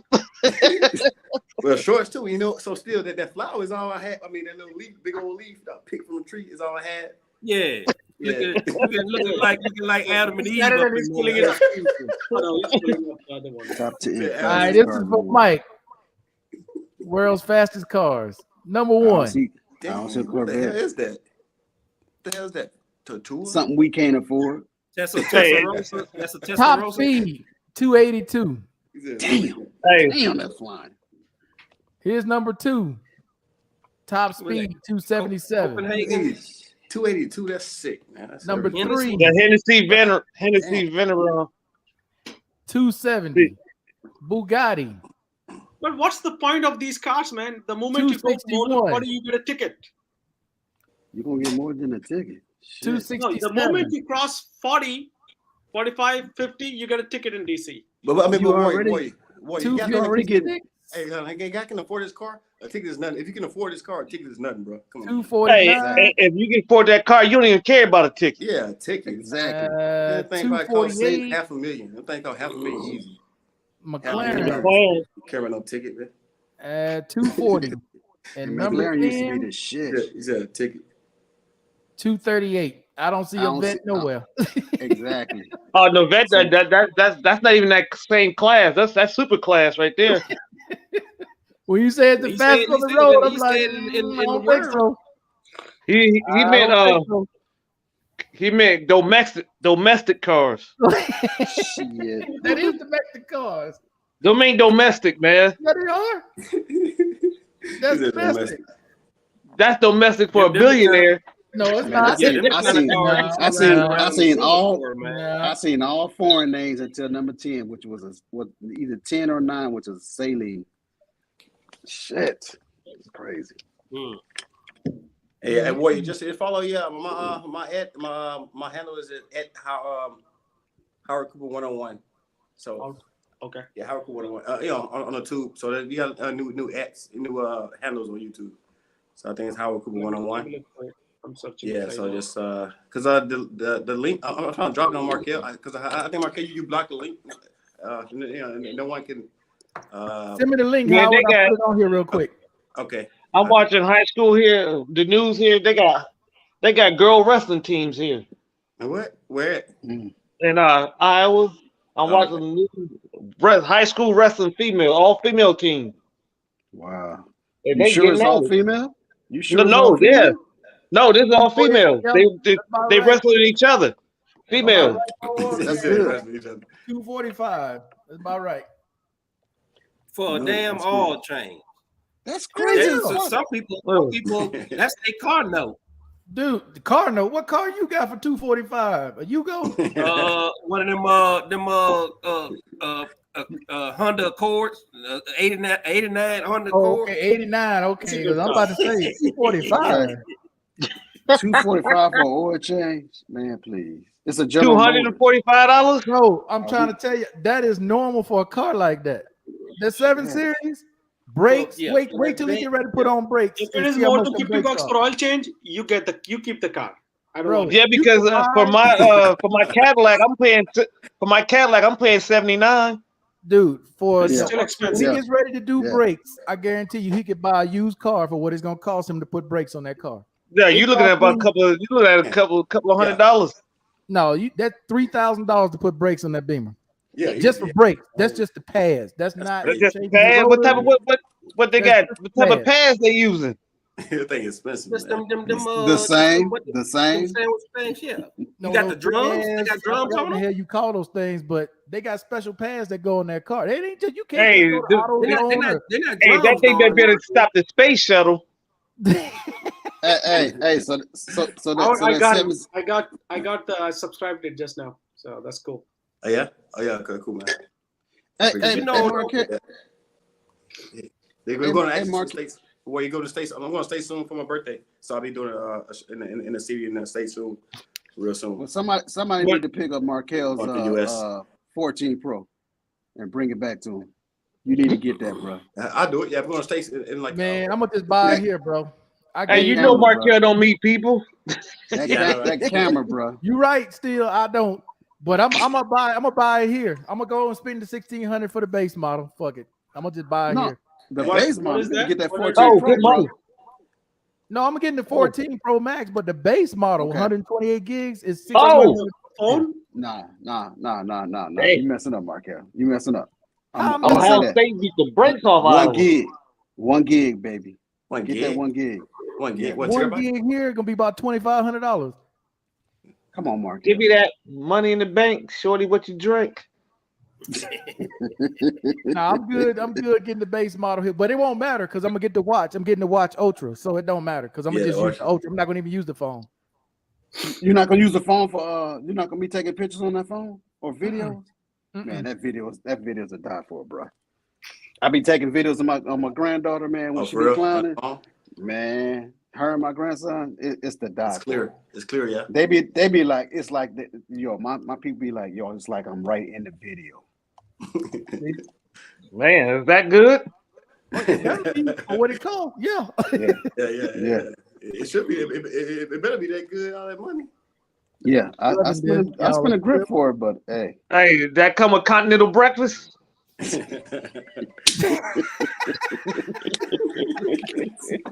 that continental breakfast, dog? Yeah, you can get you some orange juice, some cereal, or Danish or something. Oh shit! Hell no, you get none of that. Some garlic bread, some Texas toast bread, something. Hey, you gotta pay to play. You gonna play? You gotta pay. Good product. Bro. You got a good product. I mean, Apple products last a long time. Apple good brand. Legal on the road card. Those are on the road cars. They legal. Man, come on, love and freedom. Hey, he talking about domestic cars. Them cars. You make domestic. Like Corvette. Hey, Markel, them not domestic. Yeah, like Ford and Corvette is what you're talking about. Hey, that's not a domestic price for them cars. Oh, dude, y'all don't know, man. Y'all don't know. Hey, you just ain't gonna go to the dealer. When you go to them dealerships, they just give you the keys. Yeah, you're right. I got one in Phoenix right now. Luxury cars. Just walk up. Hey, what's up, Mike? Walk right in. You're the first name basis when you get this. Hey, try this one. Ain't no need for no credit application or none of that. No, hey, y'all think he bullshit, but he telling y'all the truth. Damn. Yeah. That's what I'm saying. That's why I say domestic. Them ain't domestic cars. Yeah. Man, that is domestic. Exactly. Bro, hey, it ain't domestic prices. Hey, what they say? That's like going to a restaurant with no price on the menu. Yeah. Been there. That's true. Been there too. Hey, if you gotta ask how much it costs, you can't afford it. You're in the wrong building. Yeah. Hey, sir, I'm gonna need you to exit out this door over here. Hey, still, you drinking like nothing? No, I'm not at home. Oh yeah, you're just chilling like you're not drinking. Yeah. Wow. Give me some part of that. I'm gonna go to the part of the lab tomorrow. Give me something else. Give me a couple. Give me something else. I don't know what. I think I'm gonna. Hey, I still got my bottle of champagne from New Year's. It's still on chill. Oh, for real, man. Yeah, it started off New Year's Day. Lost my nephew, and then they just lost New Year's Day. Damn, bro, that is a domestic car in a garage. Man, what is that? Thing look that's fast. That's a McLaren. That's a McLaren. Yeah, that mother fast. That looks fast. That ain't no magazine photo. That ain't no. That's the real deal. That's a McLaren. That's a badass car. $25,000 worth of rim. With a Scottsdale license rim, they do. Them rims definitely stand out. $1,700 per tire. Easy, yeah, easy. And that's the inside of the McLaren right there. Damn. Yeah, it's a unique car. That's for sure. There's a difference between talking about it and actually living it and doing it. Yeah, Big difference. Yeah, yeah, I you in know a what whole. domestic is. That's a domestic car because I've owned one. That's a domestic car. Don't get it twisted. See, but you're not a domestic Negro. Yeah, I am. I am domestic. What you talking about? He said you international with it. He said you and Blake Slate, an urban globetrotter. You know, he up in another stratosphere. Man, Yeah, Urban he out in there, the cloud. man. Urban in No, the I cloud. ain't in that stratosphere. What about, man? No, Willie, you know, see, we only got 2 levels over here. You know, we got 2. You know, I can only go 3 2 levels. stories. I'm the lowest. 3 levels. I'm the lowest. I'm not on that level because if I'm driving something like that, then I ain't flying commercial. I'm flying private, and I got a parking spot on my plane. You know what I mean? He got a G7, G5. Yeah, Been there, done that too. I ain't saying I own the plane. No, I ain't saying that. No. I ain't saying that. But I've been in enough of them. I've had an interesting life. Hey, see, but you like most of you got stamps in your passport. Yeah. For real. What Jay said, you ain't got enough stamps in your passport to mess with young H.O. Like True. that. True passport, bro. 20, what was this? 20. That's a Tesla. That's the top of the line. That's that big boy. Yeah. That's Tesla Tesla, Model yeah. S. Yeah. That was 20. When the hell was that? but they got them damn things running all over Southern California. Them Yeah, Teslas. Tesla. Yeah, everywhere. Yeah, I mean, you see, it's a lot in Omaha too. Yeah, really? Yeah, not the X, not the one he just showed, but just the Teslas in general. What was that? 2017. Same with Hawaii. Almost every 3 cars. I swear to God, Hawaii is a. Yeah, that's the inside of it right there. Wow. Man, I'm saying Hawaii. The inside of a Tesla ain't nothing but a laptop. That's it right there. Big old screen. Yeah, ain't nothing but a laptop. Big old computer. Yeah, big old iPad in the middle of the dash. That's all it is. It's an iPad. Keep trying to tell y'all, man. That is domestic. You know what that is right there, still? I got a. What is that? That a Porsche? What's that? Ferrari? That's a Porsche. No, that's a Porsche, ain't It it? look like Dodge Neon. That's a Porsche. Nah, I ain't no Yeah, I dog. guess that was a. I thought that was a Porsche. That was my first car, Dodge Neon. The only thing I'm gonna tell y'all about is like this. He said Dodge Neon. What you see now, but this was what you see now is after I got disability. What I was before and what Love and Freedom was trying to explain to y'all before, I had a very interesting life. Totally different. So that's why I do things different. That's why I talk different. That's why I show things that are different. Right. That's why you're not domestic.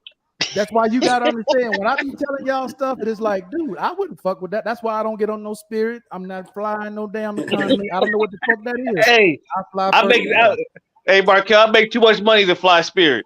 I don't. I'm different that way. That's why I be trying to express to people that I lived a different life when I had my company than this life that I'm living right now. Cats that see me now be like, man, y'all over there because y'all struggling. Nah, motherfucker, you should have saw me before this. Matter of fact, you wouldn't have saw me before that because we wouldn't have been in the same circle. We wouldn't have. Hey, what you tell Markel? It's like 75 too much. Okay, make it 100. Exactly. But Markel, you know all these YouTubers, man.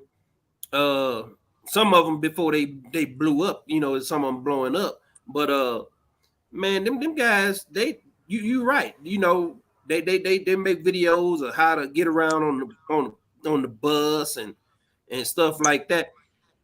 And you know, it's like, man, you know, you know how to live off, you know, $1,200 a month type stuff. You know, and I ain't knocking them or nothing like that. I'm knocking them because that's bullshit. Everybody overseas ain't living at that bare minimum level. I'm knocking them, dude, because you're teaching them wrong.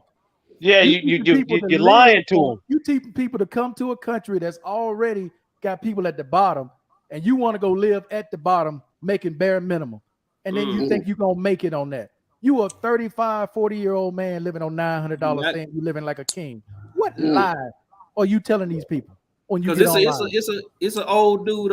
I was checking out his video. That sounds shady. Yeah, that's what it is. Are these people? Where do you find these guys? What's going on? They all over the internet, Warrior. They all over the internet. All over Tonight, the when internet. you get off, Warrior, just put in living in the Philippines. You got people living in the jungle on $600 saying they living like kings. And No they leave gas, America for no that? running water, no nothing. Yeah, And they're leaving this paying place for that. paying $200 for rent and all this old mess. No, Yeah, speaking of that, there was just What I you was think just a reading that $200 apartment gonna look like? the other day when y'all was talking about they did an expose on the passport bros. How they was, they just did an expose on them clowns. We can't talk about that, bro. That's What the? No, Yeah, you they can did an talk about expose on it. It was on the news here. Just keep, but you keep can it to talk a about it. minimum. Because to me, dude, that's a sorry state of affairs. I've said this continue. I don't care what grown men do. Where you put your thing is your business. You catch AIDS or Yeah, whatever. that's what they business. were saying. They were That is they- your business. They My got only some of them problem with it- was my only problem, the only issue I've ever had with it is you putting our skin color out there that's giving us a Exactly. narrative. Every time we bad. take a step, whether you did it or didn't do it, we get looked at like, oh, okay, that's one of them. That's correct. That's why they're Stereotype, here. That's yeah. one of them. yeah. That's bad, and that's basically what that expose was saying about. Cause I heard about that before on here, but hey, some of them brothers about to go to jail. And you can see it, man, when you travel. Because when I went to Brazil, That's like what just happened. the street vendors and stuff like that, you think they just out there selling T-shirts and stuff like that. But when they see me walking through there and they see they already know because I'm fat. They already know I'm American. So they see me, they jumping over other tourists. Yeah. Hey, brother, you want some weed? You want girls? You want some cocaine? God, damn! I didn't know people still smoking cocaine. They thought you was Rick James. That's what I'm talking about. I'm like, cocaine. Bro, that's Let's see. Cats come here and they ask for that. Yeah. There's so many of us that come here that do that's what they expect every person that look like you to do. Yeah. Oh, that's the part I'm trying to get across to people.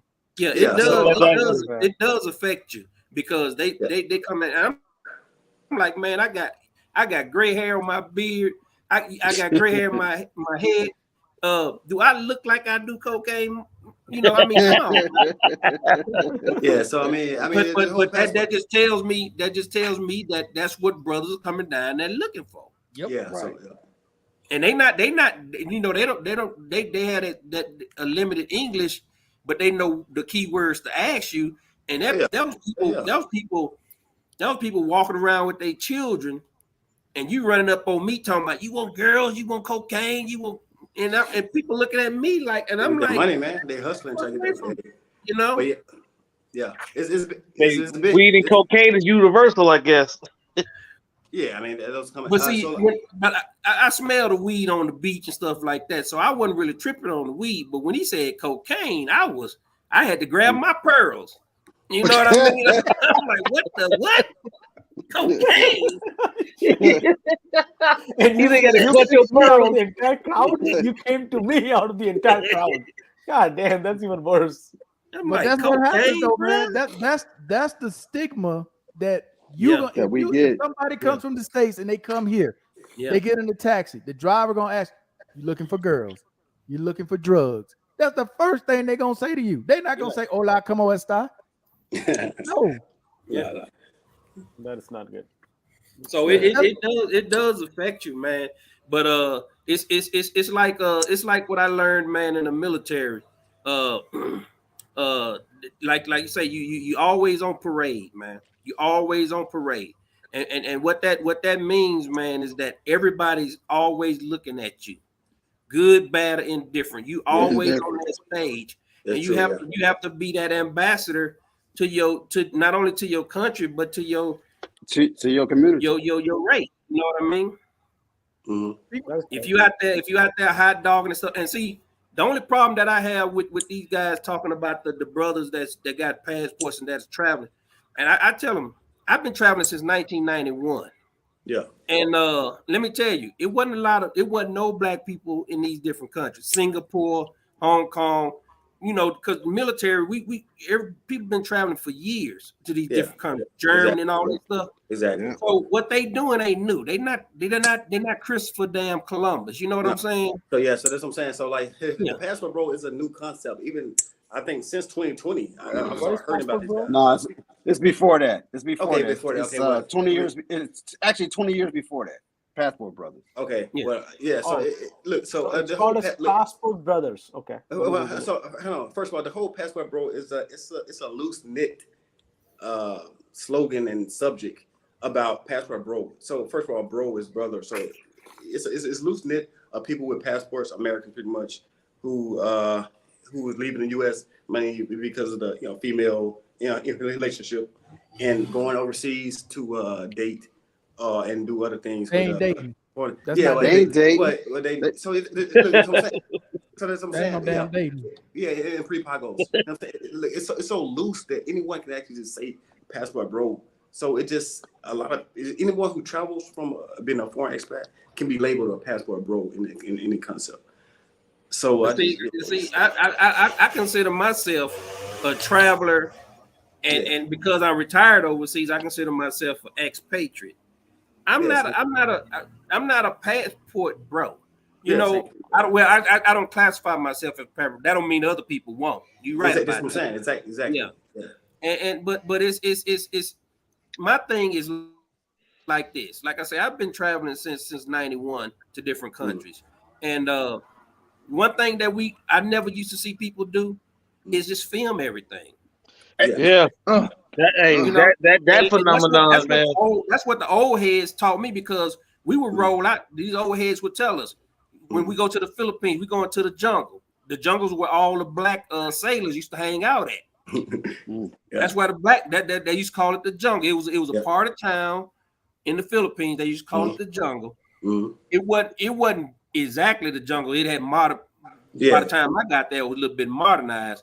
But you go down there, you get you some soul food and everything. You know, even the women were thicker. You know what I mean? But my thing with that was the old heads taught me back in the day. You know, don't be filming nothing, because we married. Right. You know, you 19, 18 years old. You ain't got no wife and children back in the States. So don't be taking no me. And this before Facebook. That's a new phenomenon now. Let me circle this back around. Let me circle this back around to what we talked about earlier. These are broke men who are hustling. They found an easier way to find perverts online that's going to donate money to watch girls most of them ain't never going to see. That's all they doing. Okay? This is a way for these men to survive overseas by showing young girls that most of these guys who donate to their channels are never going to see. Most of them on child support. They ain't never doing nothing in life.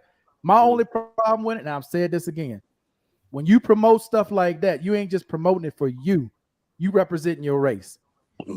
Every time a black man does something, they think now we're all the same. We get news here from Miami. We see local news here in Miami. Guess what we see on the local news? Black people stealing. Black people doing this. Black people doing that. We got a stereotype already. Very common. Even we got a stereotype already, and I'd be damned if these people don't get online and just give validity to it. They see that, they see our behavior, and they go, "Yep, it must be true." And not only that, Markel, you know, people for years have been complaining about how television depicts black men. You know what I mean, in a negative light. So now you got a platform. YouTube giving you a platform, and now you go and do the same damn thing. Yeah, so but I'm saying, wait a minute. I mean, I'm definitely a known traveler. I mean, I travel so many countries. I got a book, and I got a travel book and a blog also on Twitter, things as such. And I just started hearing about this, the travel bro thing. I mean, passport bro, whatever. I guess a little before 2020. I don't know, 2018, 2019. It started getting traction on the internet and YouTube. So I just started hearing about it last year. Yeah, I'm just curious, like, what the hell is a passport? No, it's been around for a while, because that one guy started it. Where was he from? North Carolina, Virginia, whatever, going to Brazil. What was his name? You talking about Charles Taylor? Yeah, whatever his name was. Yeah, and all it is, man, that people love to say, "Oh, we going overseas to look for a wife." Tell me one channel you know that promotes that BS that's talking about they looking for a wife. They ain't looking for no wife. You don't look for a wife saying, "Oh, it's $75 here, it's $60 over there." That ain't a wife. You ain't dating. I don't know where that confusion coming from. Well, we dating. You ain't dating nothing. Tell me a woman you date. Tell me the same woman that you got every day. You don't. It's called a relationship. Yeah. So in who is that? Yeah, that's why I'm different than these. I do things like hiking, things like that in certain countries. I do real like travel stuff and tourist things, hike or whatever. Just do activities or whatever and try to show those things. Yeah, Howard. Your videos, I like your videos. And like I say, the only other person that I know that's out there doing videos that are really, really top notch, and that's Sly Life. Sly Life, he's a young brother. He's out there and he traveled his ass off. But he does excellent videos. To the point he had it. Even Sly had to slow it down and go and kind of slow it down and kind of go incognito. Yeah, you can mute the soundbar too. But is that who good? Who am I listening to? I hear a voice, but I'm Mr. B. Okay. You hear me? Yo, what's up, everybody? Happy New Year's. Happy New Year's to y'all, man. I just been chilling out here, Happy New Year. Yeah, Happy New Year's. Happy New Year, Happy New Year. Chilling, man. Yeah, I've been hearing you guys these subjects and stuff about the relationships. You guys got to understand. You guys got to understand one thing: a relationship is not a transaction of monetary value. It's of the heart and of the mind. And once you start getting it twisted and getting it jaded, you're not being true to yourself or real to yourself or real to the other person, because it's all about a relationship, a true relationship of knowing the other person sitting across from you. Yeah, but Mr. B, sorry to interrupt you, man, but I know you Air Force guy, you traveled extensively, and I'm gonna tell you, man, when I go these countries, Thailand and stuff like that, back in the day, the PI and all that stuff, that was Europeans out there acting a fool, just loving life. No doubt. But the thing though, they wasn't posting all this stuff. Yeah, exactly. Yeah, so if you don't want the scrutiny of your particular lifestyle, then don't put it out there for everybody on planet Earth to see. Well, not only that though, Black, exactly. Don't disparage the other half of your race. Every black woman ain't the same. These people get online, dude, and disparage every black woman in America. All black women are this. I don't know what type of relationship you're getting for $40. So my question is, how YouTube is allowing it? No. See, that's the is allowing it. Now what you talking about, Markel? That's the one thing that they need to be talking about, because you go all the way from Kevin Samuels to all these other guys. Look here, like Willie D said the other day, the only war that you never gonna be able to win is a gender war. You never gonna win a gender war. Everybody loses in a gender war. So how you gonna talk crap about black women when when you taking yourself out of the equation of the problem? If the black men are up on their shit, then all these black women won't have all these problems. You can't just torture a barn and then leave and be like, look what they did. Yeah, that's true. That's true. The perception. See, what the thing is, the perception that that we portray of black women, and then that is when you go overseas, that is transmitted even with black men, and all of a sudden they think you are a certain way because what they saw on TV, what they think they perceive you to be, and you're not it. I'll give you an example. When I was in Suwon, in Korea, the guy was going to come pick me up, and I was in Osan. He circled around the building for several hours, and he sat there and he looked at me. He said, "Are you such and such?" And I said, "Yeah." He said, "I was looking for a white guy." I said, "So how's a white guy supposed to sound?" He thought it was white. I was like, "Come on, man." I said he thought I was going to be talking slang or something like that. That's the perception what America puts how they perceive black people around the world. Mm-hmm. So when we go around the world and they see us, what they see on TV in movies, on the media, because I'm telling you right now, it's true. The media controls everything, and when they project what up on the screen, that's what the rest of the world see. And when they see you, they come approach you. They sit there and think that, oh, you're like that. No, I always push back. I said, what are you talking about? You know, and they think that we all are uneducated. Yep. Yeah. And that's the biggest problem. You'll sit there and start talking about a subject, and then all of a sudden they're sitting there looking at you like, what do you know about that? Oh, you're a know-it-all.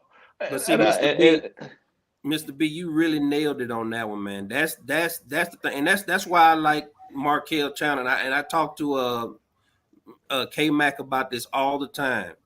You know, you have it. You know, we've grown up. We're old enough to grow up to see how the media has destroyed our image around the world. So you're definitely right about that. And if you haven't traveled around the world, trust me, our image is destroyed. I don't know how many times, whether I'm in Arab countries, Asian countries, they see me, motherfucker running up to me. What's up, brother? No, player. Or N-word. What's up, my N? You'll get that too. Yeah. I got that in Iraq. I've gotten that. Yeah. Sadiq was selling CDs. He said, "What's up, my nigga?" I said, "What's up, saying nigga?" Yeah. Oh, you don't like that? Then don't call me a nigga because you don't know me like that. Oh, they do. But you're right though, man. Because see, that's why I said earlier, you're always on parade. So the way you carry yourself in these countries, you got to carry yourself in a way that's indicative of your personality.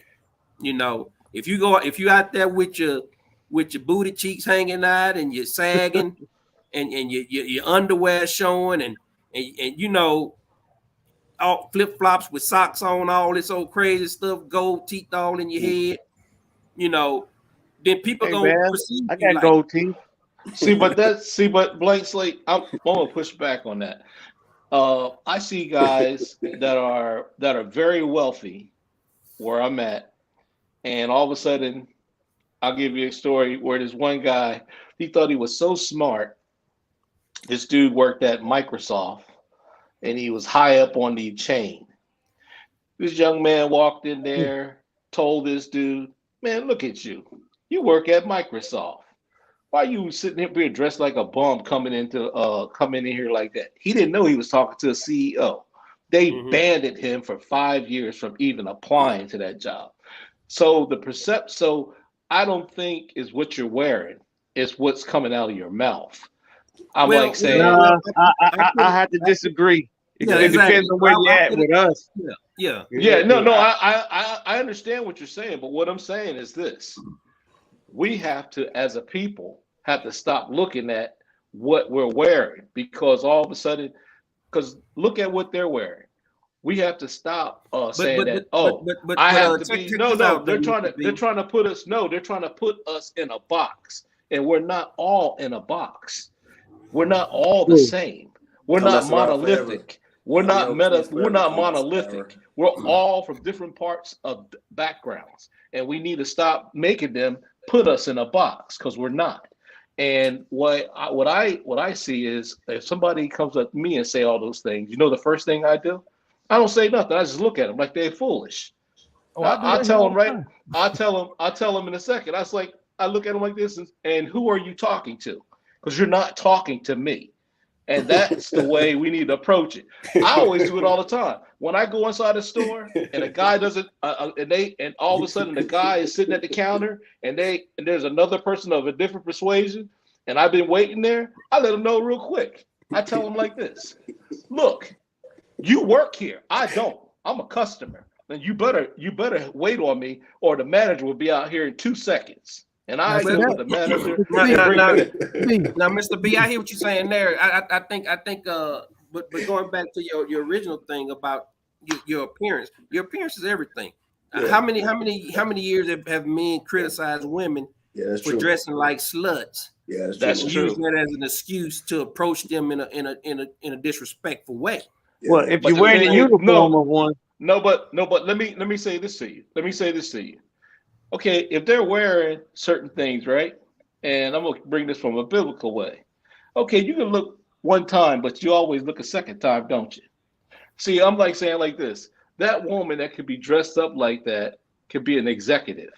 And all of a sudden you just in your perception of her, and that's in your own mind. That's something that's telling something about you, what your perception is. Because I've been on a college campus where I seen guys walking around with hot pants and red hair, flaming red hair, and all of a sudden you think he's a liberal. And no, he's conservative so far to the right, it'll drive you crazy. You're like, what? I ain't never seen a female executive wearing clear bottoms. Let me say this though, man. Y'all are talking about stuff in America. See, this whole thing started off talking about overseas. Because overseas culture is totally different. It's totally different. Every country is different. They'll approach you because I was in Japan. But it's based on what they see in America.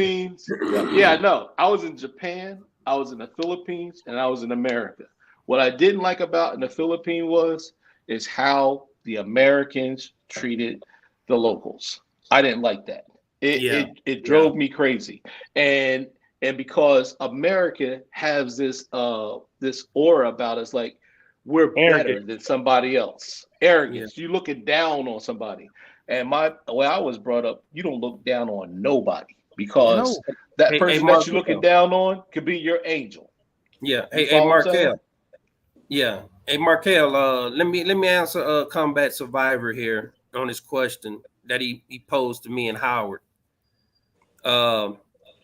My thing is this. I'm probably a little bit more unique than the average American because I've spent several years overseas. When I was active duty, I spent 4 years in Japan. I spent 5 years in Sicily, and I spent 1 year in Kuwait City. So I'm retired now, and it has always been my ambition to retire overseas. That's why we were talking earlier about the place that you see me in now. I bought this property. I didn't buy this property as a vacation property. I bought it as a home. If you look at the furniture around here, my degrees are on the wall. My pictures on the wall. My military pictures. The boot camp division that I've trained. All that stuff comes from America.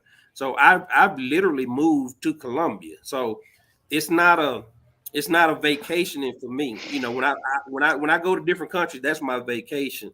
But I consider this my home. I don't know. I'm assuming Howard is the same way as far as in reference to the Dominican Republic. Yes. So yeah, my answer is yes. I will definitely be overseas. Probably not the DR for the rest of my life, but definitely overseas for the rest of my life. Yes. See what I'm saying is when I lived overseas, the one thing was very important in whatever country that you're in, you had to know the culture, you have to respect people. The one thing that I saw, the big problem with Americans when they get abroad, they think they can just be disrespectful and not understand the laws, because the laws here in the United States, you can say anything you want. Go ahead and say something in another country and find out what happened to you. You be in a dungeon somewhere, and all of a sudden the embassy won't even know where you at. They don't even have to tell them. They don't have to tell them they put you in jail. Bro, you could be in jail. You could be in jail for 2 years, and nobody knows that you in jail. They got a new law here. Well, it is new, but they're enforcing it now, kind of like in the Philippines. There was a guy when the presidential election was last year, right? They had a guy, these two guys running for president. No, it was 3 guys running for president. One was getting death threats on Instagram. They just put his ass in jail today and charged him with making threats from Instagram. Terroristic threats? Yeah, from Instagram. Okay. Again, you got to know where you going and what you saying in these countries. Because the thing that happened in Brazil, in America, it didn't sound like much. You just asking questions. But to a Brazilian, it sounds like we got easy women that you can just come and do whatever you want to do to. That's what it sounds like to them. That's why when you hear in these countries, you sit back, you observe, you let them say, and you just, okay, hey, I got no opinion either way. Because I'm a guest here. I don't have no status here. At any time, they can tell me to get the F out, and I got to go. I can't be here. What are you saying? So it ain't no when in Rome do as the Romans. Yeah, you gotta carry your, like I said, you gotta to that country. You can't do it. You gotta carry yourself as an ambassador, not only to your country, but an ambassador to your race. Like I say, I've taught that for years. In the military. You don't go out there looking like you just stepped out of a rap video. Yeah, exactly. I understand you have your own identity and your own style, but you're not crossing my motherfucking quarter deck looking like Too Short or Easy, whoever the hell, some thug or whoever the hell. Hey, you gotta tell them. Hey, Blake Slate, you gotta tell them what a quarter deck is. And that was back when the cats used to have the gold grills in their pocket and they pop them in once they get across quarter deck. But guess what? If I see your ass out in town, I'm snatching your liberty on the spot. Go back to the ship. Well, you be no. No. Go back to the ship and You take your snatching it all day. Because you can tell them dudes when they come here, boy, they got stuff on, big old names on the back of the shirt. I bet at home they don't look nothing like that. They bought all these new clothes to come to Columbia to impress who? The fact that you here is impressive, fool. Yeah. But these people come, bro. Hey, they advertise it to get robbed. You put, you got a big. You putting that's all it is. kind You're of a big designer billboard. names on T-shirts and stuff. It's like, you're a bit. who you you're coming to border. impress? You're a border. So you got a border. I travel like I was taught in the military to be low key as possible, which is hard to do. Thank you.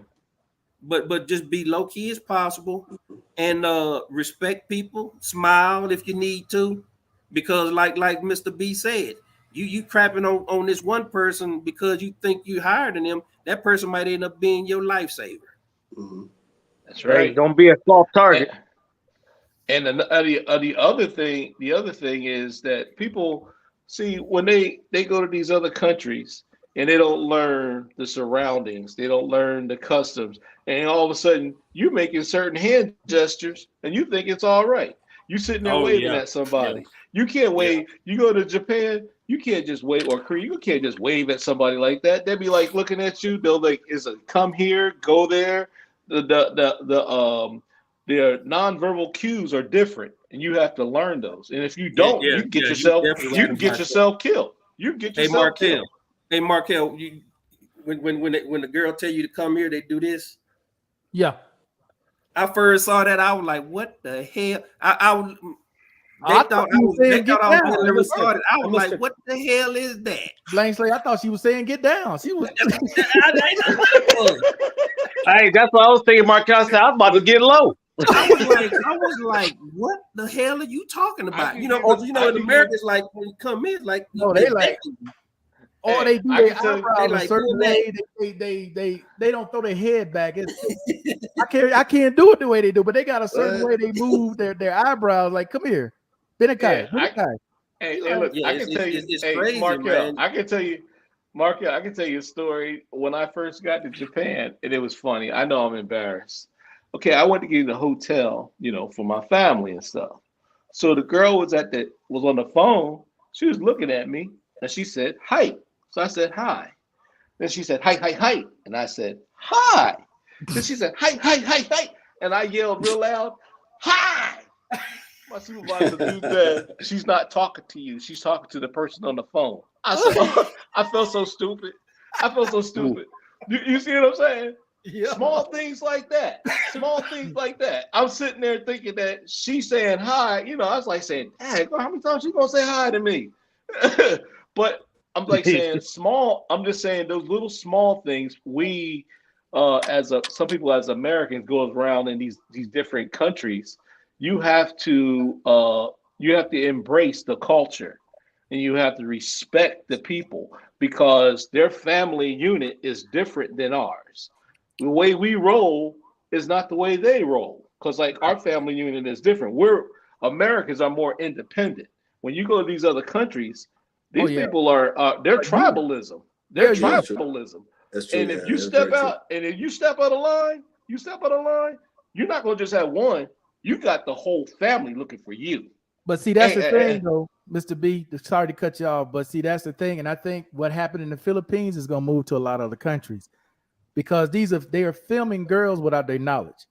They putting people online that they have no idea. They're on they thumbnail, they everywhere, right? Now in the Philippines, that ain't gonna fly no more. That's why you don't see these bloggers, and that's their one brother, black dude in the Philippines. Yeah. They got. I know exactly what you're talking about. And that's what I wanted to say. When I searched for passport, bro, all I see is these pictures. Yep. They got this one guy, this one brother. I forgot his name in the Philippines. His face is plastered all over the local news because he's over there talking about how to find a Filipino virgin, how to find What the hell? dude. What? Looking at little girls, got them on camera, got them on thumbnails. I said, man, this is what sex tourism attracts to me. They attract the roughest, lowest form of Americans to travel to these countries because these people got them believing they can do any and everything that they want to do in these countries. That is a lie. He need to be put under the jail. I'm gonna tell y'all something, man. I'm gonna tell y'all something about what I learned about Markel, man. The stuff that happens still in these countries with some of these guys, you will not believe. You will not believe it. Cause I got 3 girls and 1 boy, so you know I ain't got no sympathy for folks like that. Tell me how you would feel still all of a sudden you saw a video, your child on camera, plastered all over the world. Without her knowing. Somebody got to die. I'm gonna be a defendant. Man, I'm gonna tell you right now, there ain't a place on this earth that he could hide. I eat a grain of rice a day and I find him. I'm just how I am. I'm telling you, I'm gonna be a defendant. But that's the reality here, though, bro. These guys come, they go down to El Centro and they film every girl on El Centro. Those girls ain't trying to be on camera. They got families. They don't want their family to know what they're doing. That's right. Yeah. That's right. Well, hey, what Lynn Milton say? Hey, I got a certain set of skills. I will find. I've seen that. I'm gonna tell y'all. I will find you. I'll give you guys an example. When I went to the Philippines the first time, I went to the Philippines. Hey, give me a second here. I'm gonna tell y'all something that I learned about. Froze up. Pay your bill. Can y'all hear me? Is that me? Oh, that's me. Man, Steve is always on fire. But no, I was saying one thing I learned about Markel, man. When you first hear him say a lot of stuff, you'd be like, man, this dude hardcore. But then you start seeing it, and you be like, oh, that's why he moved the way he fucking moves, man. You see, it don't take long to it start manifesting itself instantly, and like, oh, that's why he moved the way he moves, man. Oh no, I understand exactly how Markel moves because like I said, I lived abroad almost 11 years, and when I went to the Philippines, I'm telling you, man, I seen stuff over there that just turned me off. The first time I went there, I went down there. I was young and dumb. And a couple nights, I went to a couple places and I was laughing and stuff. And then all of a sudden, 2 days later, I'm not laughing anymore. I'm looking around. I'm like, this is sad.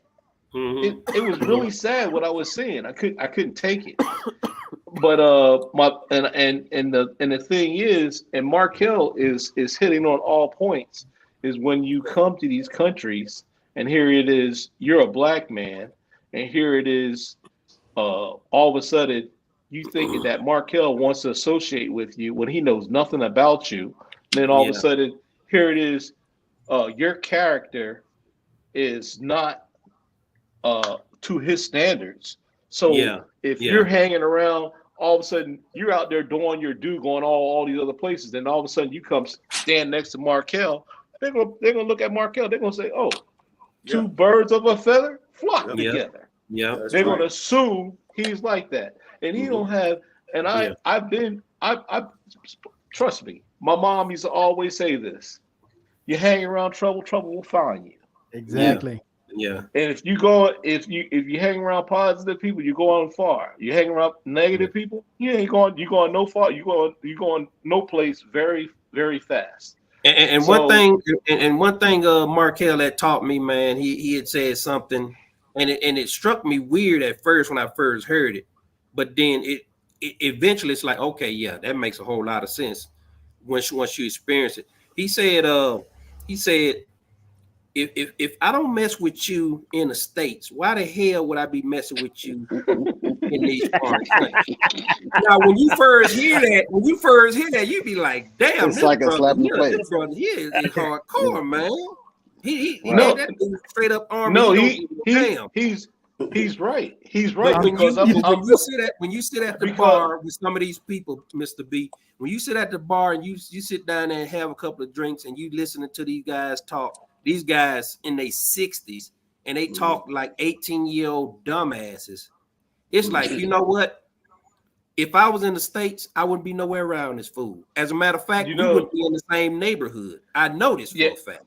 No, I'm the same. I'm the same way. I used to tell guys because they say, "Oh, you're this," like, just say like disabled veteran, and you're this and you're that, and they don't understand my background, where I came from, and what I did in the past.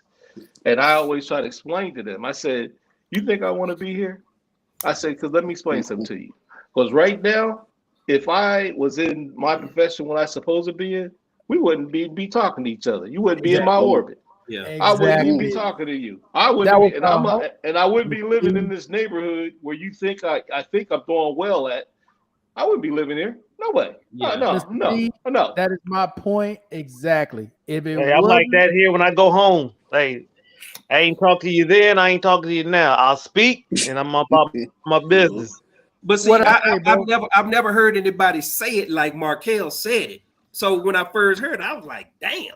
But then it's true though, bro. It makes so much damn sense. Yeah, but blank slate. You brought up something really important too that had me thinking very deeply when you brought up about the black man, and I'm gonna put it in this way: the enslaved black man within America. We are the most scrutinized throughout the whole entire world. Yeah, of course. But all of a sudden, when there is help needed, you know where the first place they come? Around the world, all races, they go to the Black Caucus. You say, why? Because we dealt with this before. But they always look at that few, that small percentage, and they put them on TV in the media, and then all of a sudden that is projected on us, and it's wrong. And my thing is this. Go ahead. My thing is this. We should not put up with it. We should push back as men and say, look, this is not me, and I'm not going to tolerate it. I don't want to hear your noise or blowing your smoke. If you want to blow your smoke, go blow it somewhere else, because I'm not going to put up with it. Yeah, I would tell somebody in a second, in a hot second, and I will put them in their place and say, look, that's not me. That's not who I am. And don't you ever try to project that onto me, because I am a human being. Yeah, but see, that's the thing that pisses me off so much about these guys on these videos on YouTube, because like I said before, we already know the media done put a hit job on us. But now we have the platform, and instead of doing what we're doing now, they out there showing boot. I'm telling you, man, and that's another thing Markel said that kind of struck me weird when I first heard it. But then I wasn't watching all those videos. And I was talking to K Mac about that, one of his buddies that do YouTube videos, and all he is on the beach filming people, and I'm like, he called it pervert channel. I'm like, I ain't heard somebody call somebody a pervert in a long time. That's like, damn, right?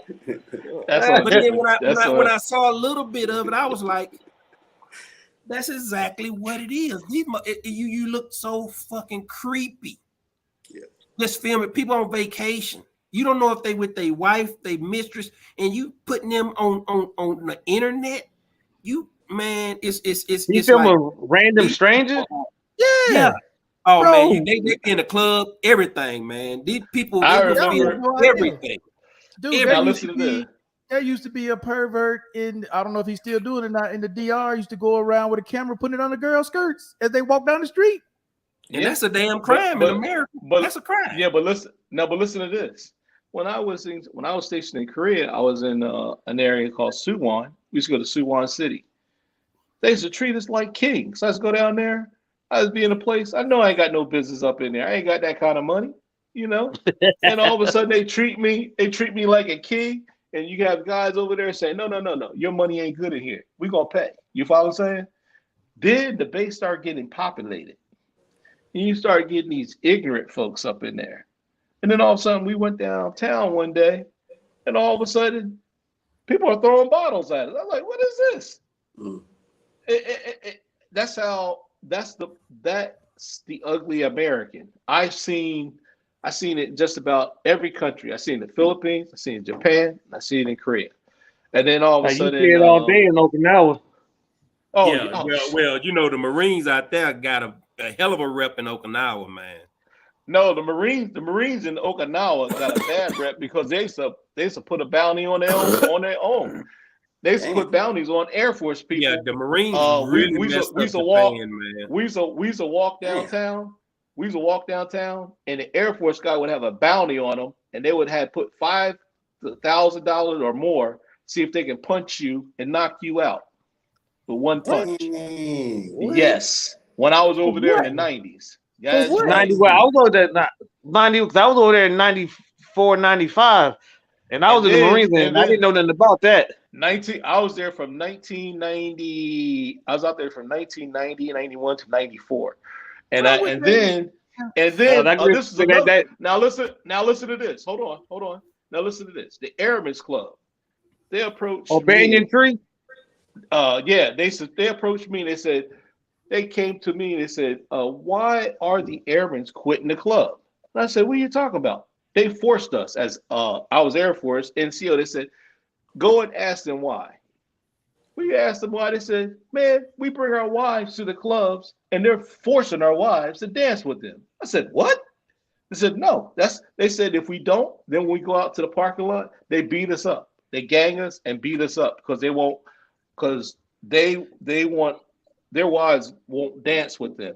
So we went back and the Marines were banned from the Airmen's Club, but the NCO club we never had that problem. But the Airmen's Club, when I was there, they only let 7. That's probably why they only let 75 Marines in. Once they got 75, then no more could come in. But I never heard about no bounty. But still. Oh no! I'm a Navy guy. Bounty. But see, still, I'm a Navy guy, so we only really populate Atsugi, Japan, and Yokosuka, Japan. But we used to hear so many bad things about coming out of Okinawa that our admiral would just anchor us out to sea if we messed up too bad because they didn't want us to be don't get me wrong. There were some knucklehead Marines out there, man, but nah. No, I know for you know the reason why I know it was some rapes. I'm not saying it wasn't narratives, but when I was there, I didn't hear about no bounties on no Air Force. No, because that was on the down low. Because we had OSI, the agents be out there. Yeah. The agents out there. I had a friend that was security police. You get all the reports, and I used to have a high level security clearance. I used to read all this stuff. And the OSI would be out there, and a matter of fact, we used to be able to go to the high end Okinawa clubs, and the reason why we couldn't go is because the Marines would go inside there and start fighting. That's why we were banned from the nice Okinawan clubs, because they would go in there and try to take it over and tell the locals to get out. And these guys that are up inside there and they don't understand, these dudes are Yakuza, all kinds of dudes up in there. These dudes are rich. These dudes are really wealthy. You know what I'm saying? They don't even want to One of be my messing around associates. with us. Yeah, see, Yeah, but they- those One of Marines your right there, associates. those are people that used to get bullied in high school, get their lunch money and stuff taken. Hold up, man. Who is my associate in Atlanta? He said one of my associates. What the hell? Dang, I'm still trying to figure out who the hell is Damn, combat Marquez survivor is left. from the beginning. Does he, From that Markel? earlier question. Does he mean one of your fellow YouTubers or what? Yeah, I only see Markel. He left. I mean, I only see Markel. He's like 6 foot. Yeah, He yeah, probably yeah. Googling. He probably Googling. Well, now actually, we 20 minutes past the time, so you probably about to cut you Negroes off. Still, I don't want it to seem like there were just Marines out there messing up in Japan, because it was a lot of us sailors out there. We killed. No, we it was killed some It was locals Army too. too. Yeah, It we was killed Army. some. Yeah, I mean, yeah. I know. Like I said, I was there, and like I said, the Marines that was doing all that dumb shit. Those were the folks that, like I said, they got bullied in high school. So now they went to the Marine Corps, got a little false sense of security. Now instead of getting beat up, now they got backup. Yeah. But what I used to tell them, I was like, just because you got that eagle glow and anchor, don't mean you can't get your head knocked off. Well, they tried.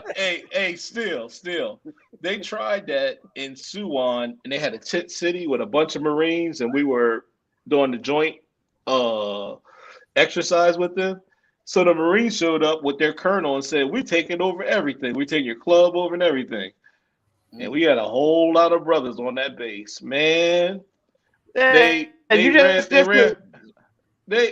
happened was they got ran back on the compound. They had to stay there because they forgetting that in the Air Force you got ammo, you got weapons, and you got Red Horse, and those two, all three of them, don't like each other. But if you get them all together, man, I'm serious. You in for it. Them boys. Yeah. You're right about that, Mr. B. Because one thing we have on the Marines, we got the numbers. We all gonna have more numbers than them. But the Marine Corps is small. But when you come to the Air Force base, you got maintenance squadron. Man, you got 1,000 people. Yeah, and you. Yes. I mean, you're gonna lose by the sheer numbers. Y'all gonna be in trouble because that's what happened. They all converged down there. I mean, you're gonna have a fight on your hands, but just at the same time. But like I used to tell them, just because you got that Eagle Globe and anchor, don't mean you can't get your head knocked off. Exactly, Mr. Steele. Exactly, Mr. Steele. Let's come back from Iraq. We were the same way. We was wild. We were so wild. The post commander pretty much had banned us for like going out outside the post for like 2 weeks when we came back. Because when I switched over, I switched over and went to the Army, and that's I know and how I reckon I was at Hood, Hood, you would lose. You could easily lose your life on post. Yeah. Markel, this is gonna blow you Fort away. Hood, all that stuff that they happening now, that's been par for the course for years. Except for the girl getting killed in the arms room. Now that was I ain't never seen no shit like that. That's extreme. Markel, this is gonna blow you away. Markel, this is gonna blow you away. This is the commander was with him fighting the Air Force. Fulberg, Marine. He would fight there with them. See, because that's one thing about the Marine Corps. If one Marine fights, all of them, we all fighting. Whether right, wrong, or indifferent. And we'll discuss it when we get back to post if we make it back. That's right. Our first deployment, man, was a year long, 12 months. All right, so our first deployment, like real talk, it was from July 2nd of 06 to July 7th. Of course, a year long. You know what I'm saying? The 2nd of July, from 06 to 07. We got back 2 days before the 4th of July. Our post commander was like, "Nah, you guys can't go on post for like we can't celebrate the holiday." They canceled us for the holiday, man. Because it was a long deployment for them. Now we got into some stuff, and he already knew. He canceled the whole deployment. He knew y'all wasn't gonna act right. Yeah, yeah. Even look, yeah. So the post commander confined us to our barrack. We had a whole barrack. We used barbecue, wild out. So like and then the next weekend, they let us out, man. Hey, I was with the 30 uncaged animals, bro. Yeah, look, all us had guns. You know, it was in Georgia, so you could buy guns. We used to go buy guns. Buy guns, man. All us had. We went to the club about 2 platoons, about 75 deep. You all right? We had the whole club, man. Like, you know, we had the whole club. We was just wilding out, bro. Had guns outside, and we was wild. We was young. I was 19. We was wild. Because Rocky says. But the same thing was with us though. Like, it was sergeants with us too. E6s, E7s. Yeah, the whole unit. Hey, the whole unit. What you say? Right? But if one fight, you all fighting. Oh, yeah. But you know what? You know one. It was too much. You know one city. You know one city that you guys would pull up in. Marines, the Navy would pull up in, would wild out like that. That was Philadelphia. Philadelphia, they ain't play that, bro. You walk up in Philly. Well, there's not enough Marines in Philadelphia. We not that strong. I know, what I'm saying. When an aircraft carrier pull into, like, say, Phuket, Thailand, or something like that, if you're on a small boy, or if you're a Marine or something like that, y'all ship out before we get there because we come in 6,000 feet. Oh yeah, I can tell you. So we in every club. We on all. I'm gonna tell you right now. When Marines used to deploy to each country, I'm just gonna put this out there. I'm gonna put a blanket thing out there. When Marines used to the different countries, and I'm not gonna say how I know, but I'll just say this: an average of 7 people at each country they go to, they would come up missing. People from that country, and they wouldn't be living, and that's how bad it was. But I'll just say this. You know, I'm not going to say it's just Marines because Air Force had their share too. It's all forces, but it's just that the way I think they bottled you guys up too much because the Air Force, we didn't have liberty. We go out anytime we want to. It's the doctrine, you know. You train to kill. We all are trained to kill. No, not like the Marine Corps. Not like the Marine Corps. The Marine Corps doctrine: secure the bulkhead, destroy everything, leave nothing standing. Hey, the Air Force. Let me explain something. Let me explain something to you. The Air Force, we have nuclear weapons, brother. I'm gonna tell you how we are. We load weapons, and when that weapon take off, we stick our head between our legs and kiss our goodbye. We ain't playing. I'm like saying we all are trained killers. We all are trained killers. We're not. I do disagree. We are all in the arms. We are all hand to hand the professional arms. Right. But the Marine Corps is the shock troops. You're right. You're right on that. Still, what I'm saying is our mentality, the Air Force. If you're a weapons troop, and I'm gonna just tell you this, okay? If you're in this ring with me, and you're my own crew member, and you refuse to do something, I'll pull my 45 out and shoot you. What? That's how fast. Yes. No. I have ordered to do that. I have ordered, and if somebody comes inside that, if you got nuclear weapons, then yes. No, not just nuclear weapons. If you come inside my lane and I'm throwing a nuclear weapon, I don't care who you are. You come and you break that line. Oh, I'm gonna have a problem. Yeah. If you go on the flight line, if you go on the flight line, you jump across that red line. You find out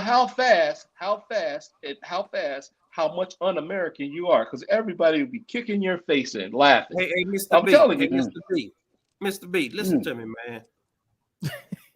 After the first Gulf War, bro. After the first Gulf War, it was no mistaking what the Army and the Marine Corps can do. Mm-hmm. When we got that classified footage of how they slaughtered, dismembered motherfuckers, just burned. I mean, these people. You look at these people and they laughing and giggling. It's like, how can you even have a life after what did that? After that first Gulf War, man, it was so many body parts, man. Dogs walking out with. Are you talking the Air Force? Are you talking about Miss Creed in boot camp? Huh? No, y'all talk the rifle Miss Creed and boot camp? No. This is my rifle. There are many like it. No. This one is mine. I understand that. So But that I shit's understand- real. No, I understand. Yeah. it. Very But real. What I'm saying, Yeah, it's what I'm saying is this. What I'm saying is this. It's You a know, different game with them boys. you remember the A-10s? You remember you remember the Republican guards? And also Colin Powell had to call them A-10s off. Yeah. You see what they did to them? Do you know how many times the weapons troops, how many bombs they dropped on the Iraqis? Them B-52s, them F-15s, them F-16s, them A-10s. Yeah, we called in a couple of strikes. Them dudes are holding on to the side of those jammers, loading those bombs. And if you make one mistake, you could blow up the whole entire flight line. I had bombs drop between my legs. I had ammo all over the place. I'm like saying, I'm happy to be here right now. Y'all, everybody has. Oh yeah, I got you. But the mentality, the Air Force, the mentality of a foot soldier, a Marine Corps, and Army infantryman, totally different. Yeah, it's a different world, man. It's a different world. Yeah, I know, but because I understand, Navy and Air Force, we're on the tech side. Now we can strike with the bombs from afar, but them boys talking about hand to hand in a room the size of a broom closet, and both of them got M16s. M16, hey, Air Force, napalm sticks to skin. Napalm. And I can tell you. I still hear about napalm from the Vietnam vets. No. I'm gonna tell you about napalm. It's not napalm. They called it. It went from napalm. They called it napalm, and they stopped calling them napalm. They changed names to Incendigel. Then you got Willie P. That's white phosphorus. White phosphorus. I know my weapons. I know weapons all the way down to. I know them from the M16 all the way up there to the biggest weapons you could ever mess with. I could tear a A-10 gun down with my eyes closed. I could do a 20 millimeter with my eyes closed. I could do a 50 cal. You name the gun, I could do it. A 105, I could do that too. I know all about every weapon you could name. The Air Force, the gunship, the gunship, the Puck the Magic Dragon. I know all about it. C-130? You talking about C-130? Yes. They call them Spectres. They call them Spectres. Those guys would go up in the air and be shooting stuff. That's true. They don't know what they're shooting at. They think they're on a training mission. No, they don't know. They may not be on a training mission. They could be shooting real people, killing people. They don't know. They just be shooting. All live. Hey, what do you say? Fuck it, we'll do it live. Hey, you see what Combat Survivor wrote there? Yeah. Combat Survivor, we need to know who you are. Cause that C-130, that's what it was shooting. 50 cal, right? No, Humvee. When we wrote, we were a Humvee. We had two of them. The C-130. The C-130 had 105. They had 20 millimeter. They had 50 cal. They had they had everything. They had everything you can name shooting out the side of that jet. You seen somebody get shot with a 50 cal? You seen what was left of them? Bro, because when we shoot 50 cal, we shoot 50 cals off the back of the ship. We shooting at boats. We not shooting at people with 50 cal. Right. But that's against the Geneva Convention to shoot them. Right, but we talking about clearing weapons. I'm not gonna say anything. I'm not gonna say anything, but I'll just tell you this. I seen 50 cals. They didn't care what you shot at, as long as that thing wasn't moving. I was shooting at his pistol belt. I mean, you got it still. See, that's why I said weapon system. He said from a Humvee. I'm talking about from a damn M1, old Bradley, and before the Bradley, the M113 APCs. So man, we had them shit on. Still Combat Survivor cam up. The front, we had a. There you go, Mr. Miles. Call him to the front of the line. Shit. The front, our front Humvee and the rear Humvee had a 50 cal. Anything in between, we had M49 assault. Hey, Howard, why were you guys in Humvees? Why weren't you guys in MRAPs? No. This probably initial invasion. Everybody not in the MRAP. Everybody got that luxury. They ain't got that much. Hold up. Let Howard. Go ahead, Howard. So I deployed 3 times. So my first deployment, we had straight Humvees, 2-level armor, 2 levels. So we were just, and we I was at CST, Convoy Security Team. My first deployment, I was handpicked to be in the headquarters. Okay, so PSD. You a brave man. Yeah. I want a gun out of the front driver. Okay, some big friends, our gunner, big old dude. We lead vehicle. I'm saying we call it a rat pack. I was a rat pack. I was the first vehicle way out front, 50 cal. We was 100 meters, 200 meters by ourselves. Okay. Damn, Howard. Yeah, he was fit to draw fire. Yeah, that's what I was about to say. That's what I was about to say. Damn, Were you a forward air controller? Level 2 vehicle. Yeah, so the eyes. I was the eyes in my TC. He was the eyes too, but I was a driver, so I had to evade, build potholes, man. You know, I saw buns. Like I saw fucking, they double stack, all type of stuff. I hit it with double attacks. So look, I was out there, bro. Howard. Yeah. Were you a forward air controller? Sounds No, like you were a forward air. You No, wasn't a forward air I controller? was an engineer, man. I was an engineer, but I was hand. Oh, an engineer? Okay. So again, I deployed multiple times. Right now, I'm just saying about the first deployment. It was 05. It just kicked off pretty much. The front driver, we had the first truck. I was a driver. We had my driver, my TC, my gunner. We had 50 cal. Our rear truck, he had 50 cal, of course. And rear security. Okay, 50 cal, both of them. So in between, they had 2 Humvees or whatever. One were right, one left security. All 360. And we had 240, I think, and 249. But you know what I'm saying, the Air Force, we had we always had Air Force air support. So that's what I'm saying. Air Force was always with us, man. So that's we only had and those guys ain't stupid. Those guys knew who we were. We had our symbols. We was an engineer. We were just we weren't infantry. We were just a simple engineer company, and they those guys knew who we were.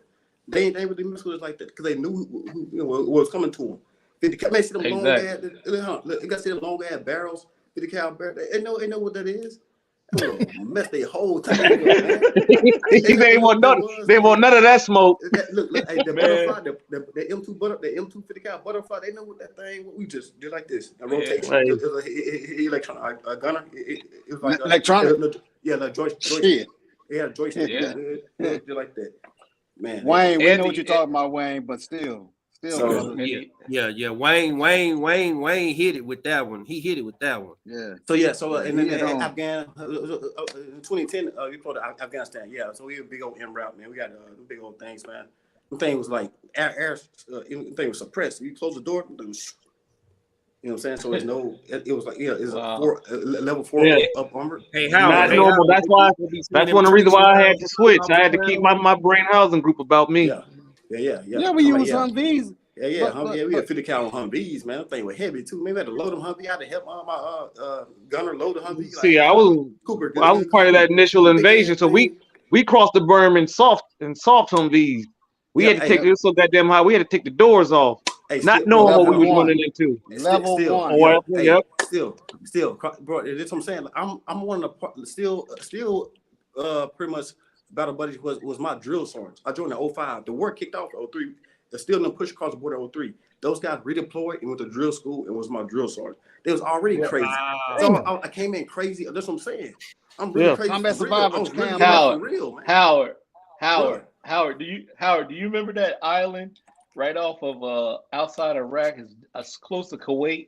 Because I remember General Swartkoff. I ain't gonna tell you where I was at, but I remember that one unit left where I was at. The gates went open. That was the first unit that went into the first Iraqi war. And third ID, baby, rocket tomorrow. The first thing that happened was they called in the Air Force C-130 to drop a 23,000-pound bomb on that island. And that guy said, when the guy came back and told me, he said when he got on that island, he said it was so eerie. He said he could hear each person breathe because he said there is no birds chirping, there was no crickets, there was nothing. They said he could hear each other breathe. He said it was so weird. The guy standing next to you, you can hear him just breathe in and out. He said that's the most eeriest thing he ever heard in his life. That was crazy. Yeah, it was like big news. It was big news. Those guys was embedded. I kind of was embedded on the island, man. They was embedded there, man. They had to do it. Mm-hmm. I mean, that was big news. That was crazy. I don't really get into that. P, did the Air Force recall try to bring back some Vietnam era vets to augment back in the first Gulf War? Because the Navy had some folks back in. Well, they try to send me with my crew, which never had they didn't have no training in chem warfare, and I had like 12 years of chem warfare. I had many years of chem warfare training, and they got mad at me because I said, look, these guys are going to die. People are going to die. The guys get mad at me. I said, look, let me explain something to you. I had a brother died in Vietnam. You know what I'm saying? I said, you don't understand when somebody's not sitting at the other end of the table. I said, because I don't want to take these troops with me that are not trained. You know what I'm saying? Why would you want to take somebody with you that can't give you an anthropine shot? You gotta train to give yourself that shot, right? Hey, yeah, but if something happens to you, you gotta rely on the guy next to you. Hey, come on, but you know, hey, speak on that, Howard. Speak on that. On what? But I try to get him the cam up though, because he talking some good what shit. What Combat Survivor talking about? Yeah, hey, he Combat Survivor knows because he was there. Yeah, you got to be there to know that. You can only be there to know that. Yeah, he calls definitely. I think my MOS. He probably was there. I think he's probably my MOS. I was in my unit. Yeah, look. So we did. So I was a bridger. We did patrols and we did rafting missions on the river, Euphrates River. We seen dead bodies floating around and everything. So we did patrols, and just rafting with the Marines. We stationed Marine actually camp AQ Al-Qaeda. You probably know call it AQ. It's out in Al-Anbar province in Euphrates. So what we did was we crossed the Marines, man. You know, their version of the special forces or whatever, to the other part of the Euphrates. Those guys go handle business. Boom, boom, boom, boom. They had to come back, so we just wrapped them back and we did boat patrols at nighttime, 24 hours. Hey, so one time this story right here in Afghanistan, man. Afghanistan was so. The AI, their police and in the army, Afghanistan Army and AP, the Afghan police was so corrupt. That one time we had a mission to go build this bridge up in the Torgor Mountains, all right, in Afghanistan. So we go up there and I was like high speed. My CO was high speed. He's like, hey, so cool, we get up early in the morning. We go do PT, go run up this mountain. I'm like, cool, sir. So you got me up in the morning. I'm like, all right, whatever. Get dressed, sleepy as hell. PT and CO, I think now, he was in special forces, but like we went up this mountain, man, and we reached the top, and we had just got there like 2 days. We wouldn't even acclimated to the climate. So we reached the mountain. I'm like, damn, some water. So we get a mountain, and we saw OP, a vision post with these two Iraqi army guys right there. Okay, two Afghans. This is Afghanistan. Two Afghan army guys was up in the top OP. And so we get like, sir, you get some water? You got water. Get some juice. And then it was like, yeah. But hey, sir, mister, you want some of this? Want some? So he said, what was that? My CO, my commander went over there. That was it. These guys had hashish and weed. This is the army now. Wow. Hashish. Oh, opium boy. No, Afghanistan. Yeah, it was like offering, and they had red palms, and the red palm from Hershey. They had just got through picking it. We was like, offering us, and they was on duty. We're like, what? That's how pervasive. Afghanistan. If you capture a teacher, like if, for example, you get into the woods and you get hold of a teacher, right, who's actually on the government dime, who's teaching school kids, right? Yeah. You go through his phone, and each number will be hitting AQ numbers. Each number. And that's the level of this bullshit that these guys were pulling. Wow. Each number is not collecting his other teacher's number. No. This dude was running the entire cell and he is on government dime. And the police knows about him. everybody knows about him. It's that corrupted. Look. Howard, can I ask you a question? Yeah. How? Because I remember the first Iraq War. I used to watch it online live. Yeah. I used to watch it on. How in the world did you guys get those videos out? I'm talking about. I was watching guys shoot up. I know it wasn't you guys. But I was watching. No, this wasn't on CNN. This was on the dark black web. No. They incorporated a video, a real-time video system on the MRAPs, and they got them on helicopters and everything, man. Yeah, and I was watching it. I was watching stuff I could not believe. They were I seen charred body. I seen everything, man. It was on the dark web. Hey. One thing, guys. Let's keep the graphics down a little bit because some of these people sleep at night. Yeah. All right. Gotcha. Howard, right around 2010, some of these things. Right. I think it was Northrop Grumman who got the contract. As soon as that company got the contract, and everything was streamed live, like you can see it from your screen. Yeah. And everything was like it's a whole system, Warrior. I can't remember the name of to save my life, but it was on helicopters and it was on MRAPs and everything. Yes. Yeah, cameras. Hey, so like combat. So like combat Sparrow definitely is a combat veteran. He definitely is on point right. He knows something. If he was on the Euphrates, he definitely the combat survivor. Oh yeah. You don't just make that name up, right? Still. No. Hey, Markel, go back to that last comment. Come back to our last comment. When he said he was on the Euphrates.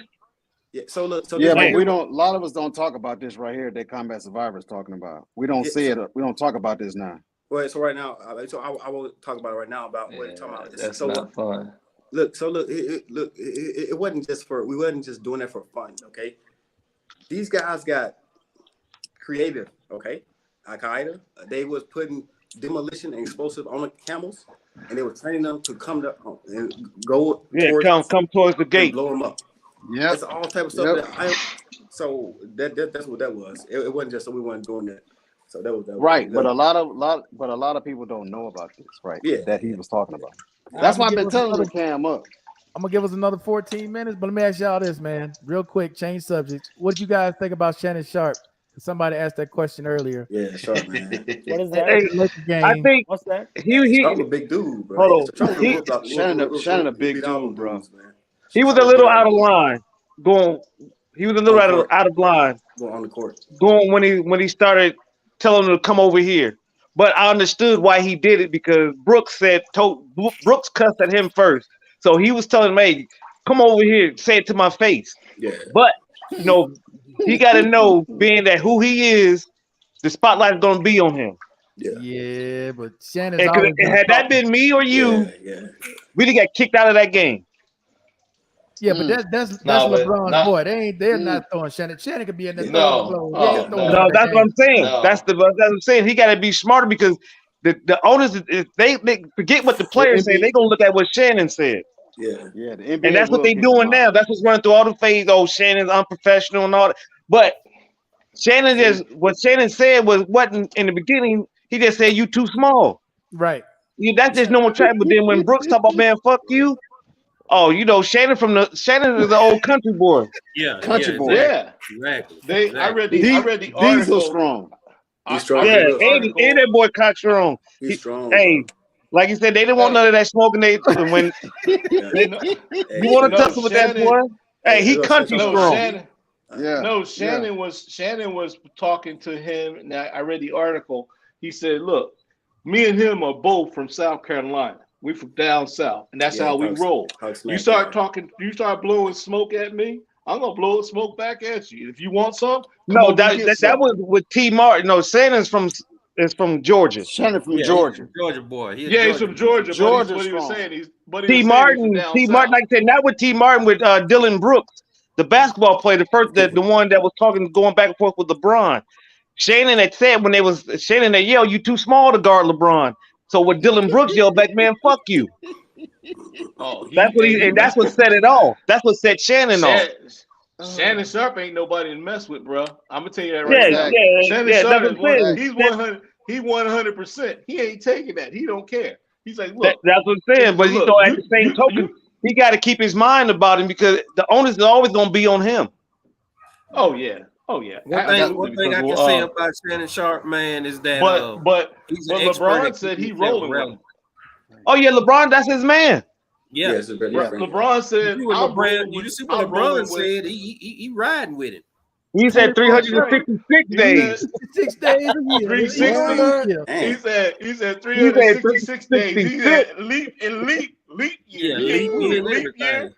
24/7. He said everything. He laid That's why ain't nothing gonna happen to him. I'm telling you right, ain't nothing gonna happen to Shane. Oh no, no. Just you know. I agree with Shannon. He said he's better than Jordan. He did agree with Shannon Sharp. I mean, yeah, he's saying LeBron is better than Jordan. That's one thing I don't agree with. No, I would say so. I would say yes. It's different eras, different eras, in different eras, in different positions. Because Michael Jordan was not asked to do the things that LeBron is asked to do. The reason I say we mean asked. Because Michael Jordan wasn't asked to get you 10, 20 rebounds. Michael Jordan wasn't asked to get assists. He wasn't asked to. Michael Jordan's main job was to score and guard your best player. That's pure score and guard your best player. Shut him down. Can I ask you the last question? Now listen to this. What did Michael Jordan do his last couple years? Michael Jordan was terrible. Oh no, he's not. You can't say he was terrible. He wasn't terrible.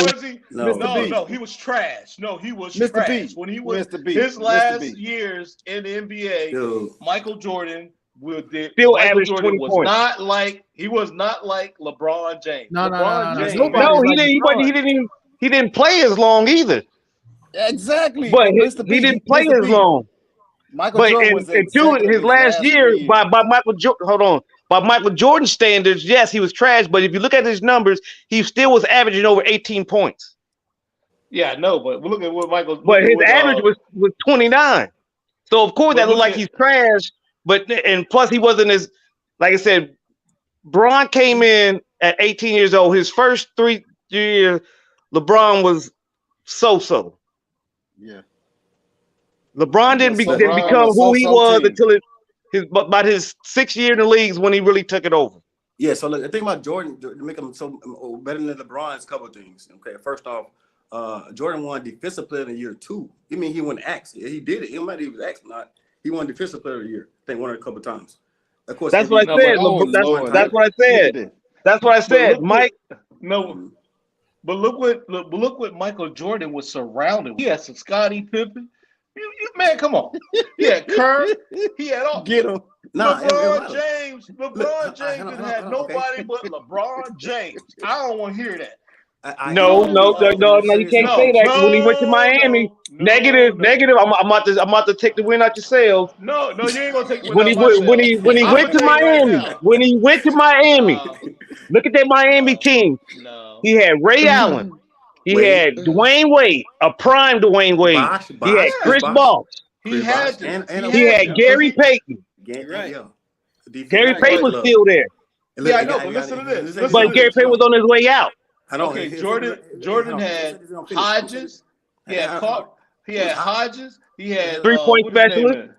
Yeah, he had Kerr. He still had Steve Kerr. He had Steve Kerr. He had B.J. Armstrong. Yeah. Who was the other? He had the twin too. He had Horace Grant. Yeah. He had the biggest freak of the week. What his name is? He had Dennis Rodman. Dennis Rodman. He had Ron Harper. But think about it. People don't realize Ron Harper before his. Wait. Hold on. So you guys are talking about people. I'm talking about what he did. He glided from the free throw line, bro. He glided first place. Yeah, nobody's gonna top that. He is still the number 3 overall player of all time. Michael Jordan wasn't the first to jump from the free throw line. Dr. J was. That's where he got it from. Dr. J. But look, that's who was inspired. Dr. J, Larry Nance. And Dr. J did that dunk in booty shorts. Yeah, he did.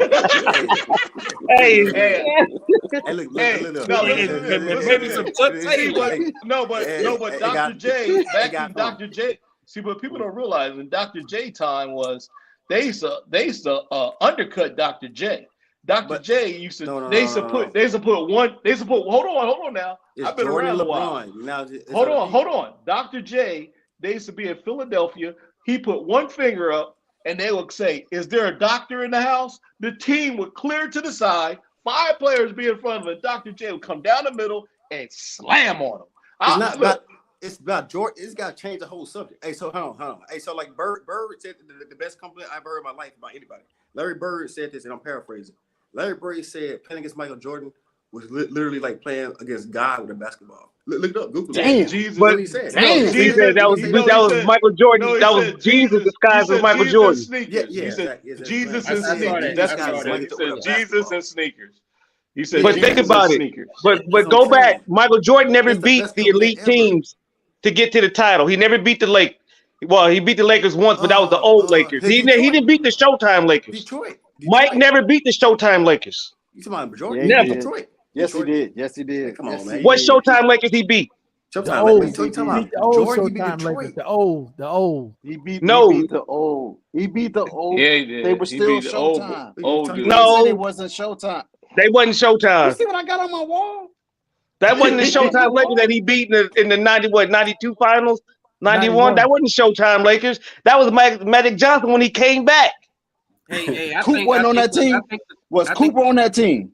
Was Cooper on that team? On the team, was he? He was. Cooper wasn't on the team when they beat Mike them in the championship because James Worthy wasn't there. No, Worthy wasn't there. Worthy wasn't there either. It was Michael. No, Worthy was not there. And Byron. That was Byron Johnson, Byron Scott, fucking that yellow brother. Bloody Divac. The 9 rings that came out of Houston, right? Bloody Divac. They didn't have Kareem Abdul-Jabbar when he beat them. Kareem wasn't there either. No. Yeah, Kareem wasn't there. James Worthy, but that was you got to remember that was when Magic Johnson came back from his first retirement. From that was it when he came back. Yeah, he had age. That was like what 91, 92. I could have sworn that wasn't the Showtime Lakers. Only one that was still there was Magic. Exactly, Jordan did have to play, but he played and won Defensive Player of the Year. Jordan, he did, man. Look, Jordan scored what 65 points when he had the flu, almost died on the court, and Scottie Pippen had to like take him. He scored 35. They scored 60 something. He didn't score no 60 points in that flu game. Oh, Hey Howard, that wasn't no flu. That was that damn Hennessy. That was yeah. But like, that Hennessy privilege. Look, hey guys, look. All I'm saying was like watching Jordan when I was younger and watching LeBron. Jordan was like it was literally like watching somebody like this dude not a human being, man. Two different. I mean, bro, Jordan had a better jumper. Jordan was like you said. Bill Russell just died, and we were talking about rings. That's why I said Jordan is number 3 all time. Yeah, blue. That's the GOAT right there. Bill Russell. I'm just saying like this: LeBron James, a freight train. There was nobody stopping LeBron coming through that middle. Nobody. Correct, but let me say this though: so the person that gets slept on the most is Kareem. Kareem's whole career is slept on. Yeah. Let's go 100. They changed the rules for Kareem. I never saw him play in college. I wasn't old enough, but dude, if you go back and you watch Kareem, Kareem's whole career from college, high school, college, and going into pros, couldn't stop it. That was nothing. They couldn't stop that sky. They couldn't stop that sky hook. Nothing. That sky hook. No, they couldn't do nothing with that sky hook. You know why he developed the sky hook? Because it was a technical for him to dunk. Dang, really? Yeah. Yes, they changed the rules. They changed the rules because then you couldn't dunk no more because every time he turned around, he was dunking on somebody. In 100 points, go 100 points. What's the other guy's name? He's go 100 points a game with no 3 points. Not Russell. Will Chamberlain. Will Chamberlain dunk on the free throw line. He didn't shoot. He used to dunk them. Yeah. Will Chamberlain was a freak of nature. Will Chamberlain was a freak of nature. Peace. All right, Warrior. By the way, my Valkyrie have Will Chamberlain number 4. So I'll talk to you guys some other time about Woke Rehab situation. Right on. Yeah, We got 2 minutes brother. left. Love, Peace. brother. All right, man. Good All night. right, take care. All right, Warrior. Yeah, it's funny, and the rules has changed because now you can't hand check now. I mean, the lane is all they playing zones. Michael Jordan didn't face no zone. Jordan, man. Well, Jordan, I'll just say No, this. man. I'll Back bring- when Mike was playing, Now that was listen. murder. Them dudes to get Yeah, the That hell was out of murder. there. Hey. That was murder. That was straight. Playoff up rules fouls football. now. Doctor, It'll get you a 3-game suspension. Hey, Hold on. Let me tell you something. When Dr. J was hold on. I've been around. When Dr. J was playing, I'm gonna tell you right now, it was more fist fighting on TV than you seen basketball. Them jokers used to be out there throwing punches, man. I mean, Jordan was when Michael Jordan came along, they did away with that. Because I remember before. No, man. They didn't do away with it because you can't think about it. That's a What's his name? Kareem Abdul-Jabbar knocked that boy out. Let me talk. Larry Bird got punched by Dr. J. And Barkley was mad because he got a $25,000 fine for it. Okay, he was just trying to break that. Hey, Jordan, I can go on about the fights, bro, because I used to watch him. Oh, he watched. Okay, but Jordan against the Pistons, they targeted him literally. They called the bad boys. But they used Jordan. tackle Jordan. They did. They beat Jordan up. Yeah, they basically beat him up. They just got his ass out the air. Hey, now let me listen. Now let me listen. No. Now let me listen to teams that all had all the bad boys. You had hold on. Let me tell you something. LA had Kurt Rambis. You had Lamb. You had Pistons. Then you had Philadelphia had a goon. They all had goons on the bench that would come out there and had nothing to do. They couldn't play basketball. They'd come out there and give you a hey, y'all don't forget about the Celtics. and try to kill you. Yeah, And the Celtics, the Big Chief. Big Chief was Kevin lay your ass out. No, Kevin Klein. And he was smoking marijuana. No, that redhead dude, Kevin Klein, used to come off the bench and hit you with a 4 across the head. I'm telling you, man, every team had goons back then. Football team. Bill Walton. That's right. And that's what they used to do. They used to give them off the bench, come out there and say, all right. Anthony Mason. Mason was dirty, man. Xavier McDaniel. No. Hey, Marquette, Lambeer was the worst. Lambeer would look you dead in the face. Nah, Lambeer wasn't worse than Rick Mahorn.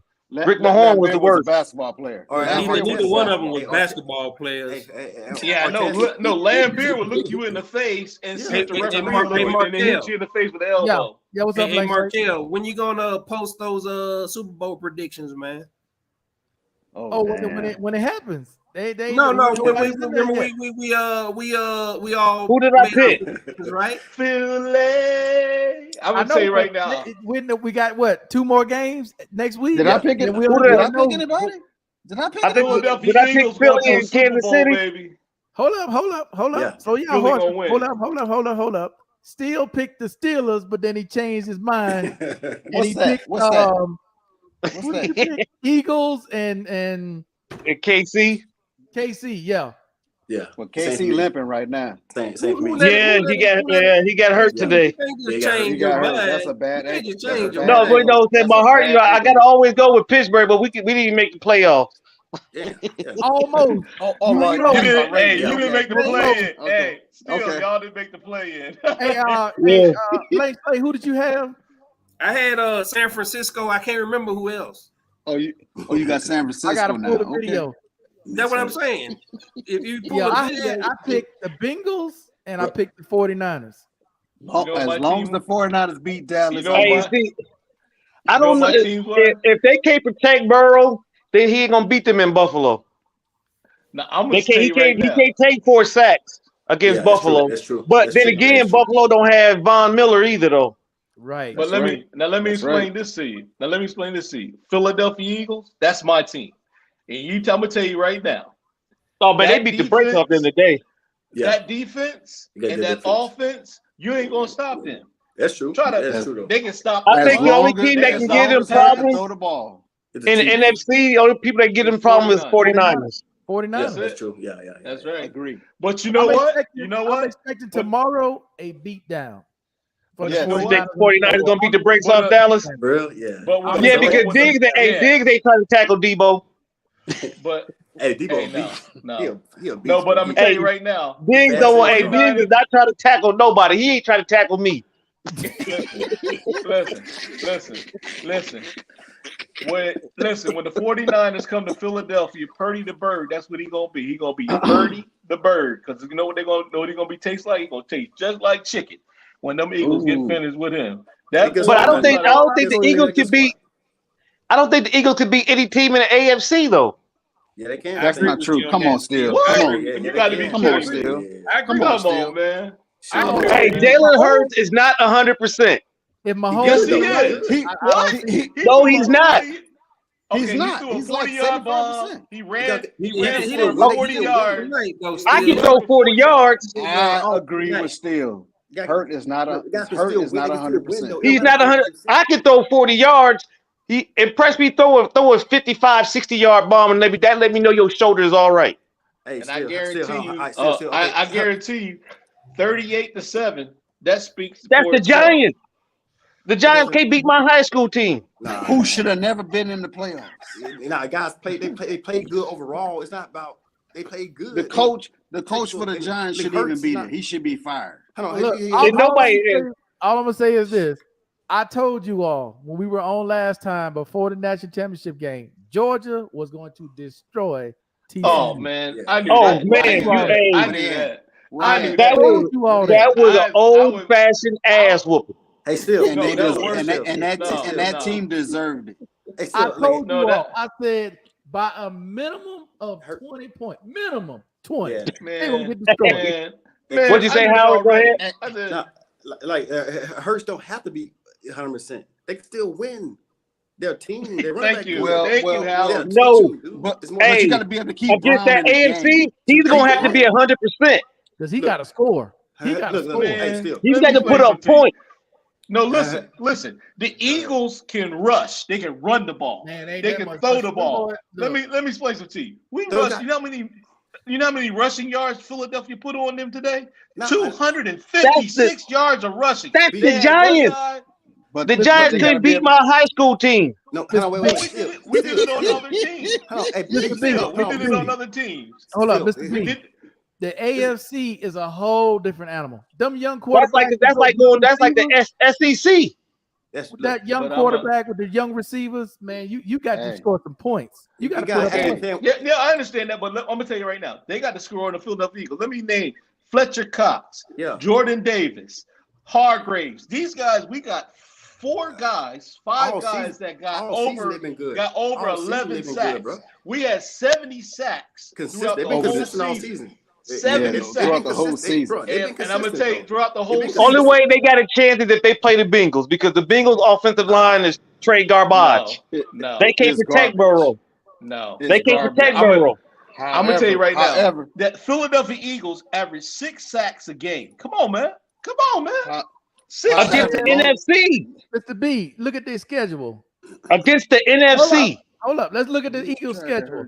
Who did they beat that was a playoff team? How many playoff teams did they beat? Marquette, their defense fast, man. Hold up. Answer the question. Hold up. How many playoff teams did the Eagles beat this year? Okay, they beat Minnesota. They beat the Giants. They beat Dallas. And again, NFC. And stop. That's it. But NFC. But you know what? Our division got a better record than the others. I don't even want to hear it. What division? Then what? Then who? Then Tampa, Panthers, all of them. They had a better record. They had a better record than them. What, man? The Panthers in the NFC, yes. Conversation. No, and the others too. Not the AFC. When you compare. You got 2-12. Our division to the other divisions. Our division. Y'all had the worst division in football. No, they didn't. South all right. No. Stop it. What's the second worst? They got the second worst. I said correct. You saw how Mr. B who has the number one defense? Can I ask you a question? Who has the number one defense? 49ers. The football.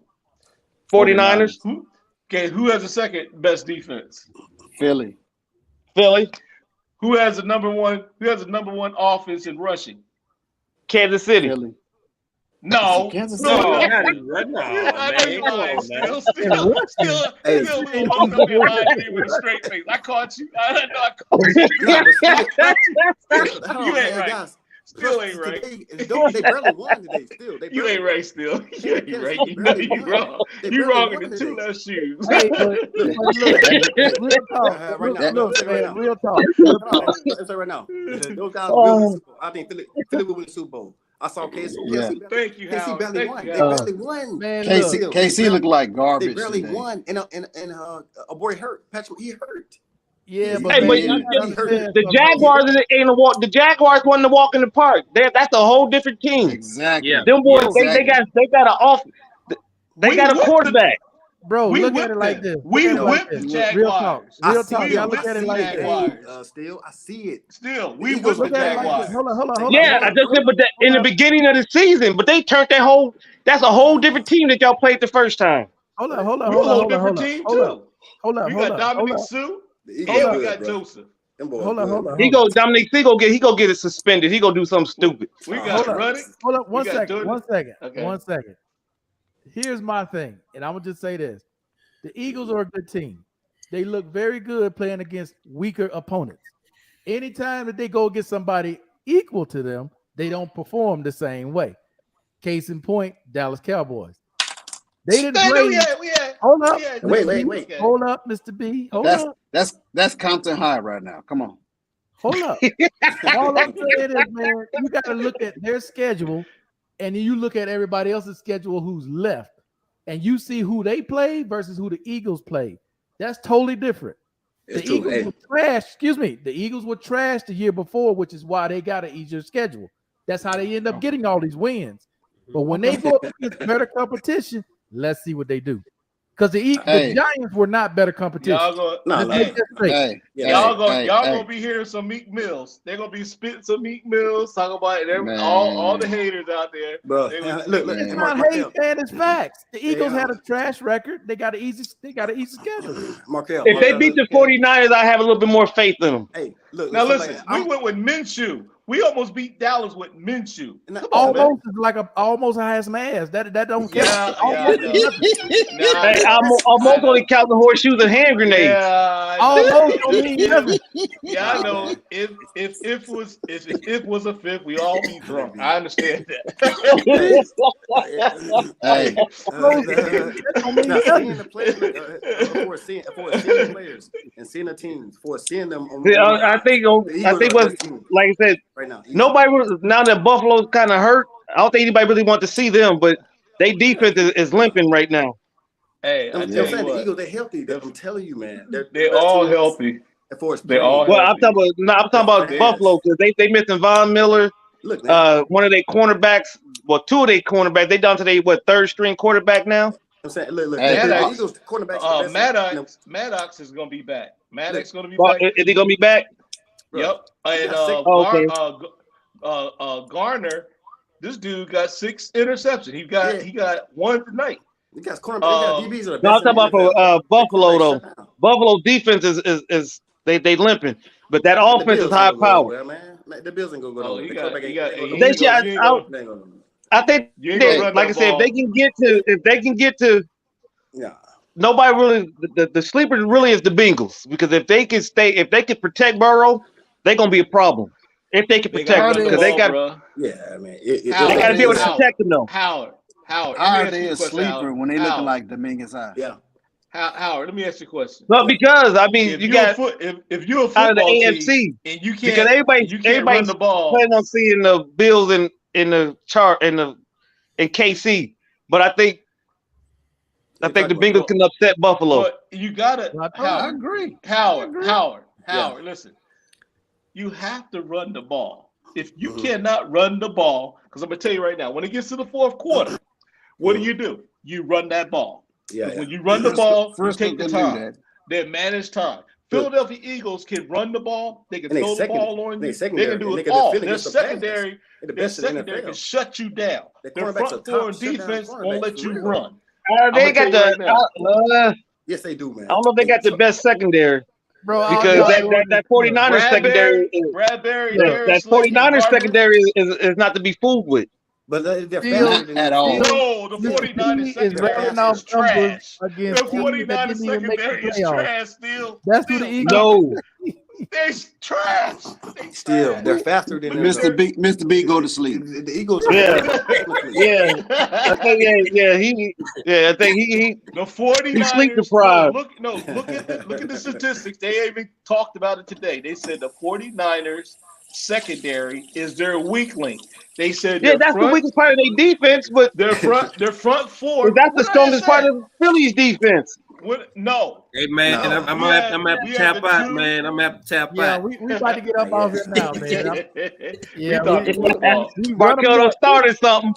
We done run them up. Blank slate, how you gonna tap out? Flying out. Hey man, I ain't been up this late in a long time. I don't even think I was up this late. I see y'all. I salute all y'all. We're going to the Super Bowl. I see you in the Super Bowl. Okay. Hey, you better hope Dallas don't lose.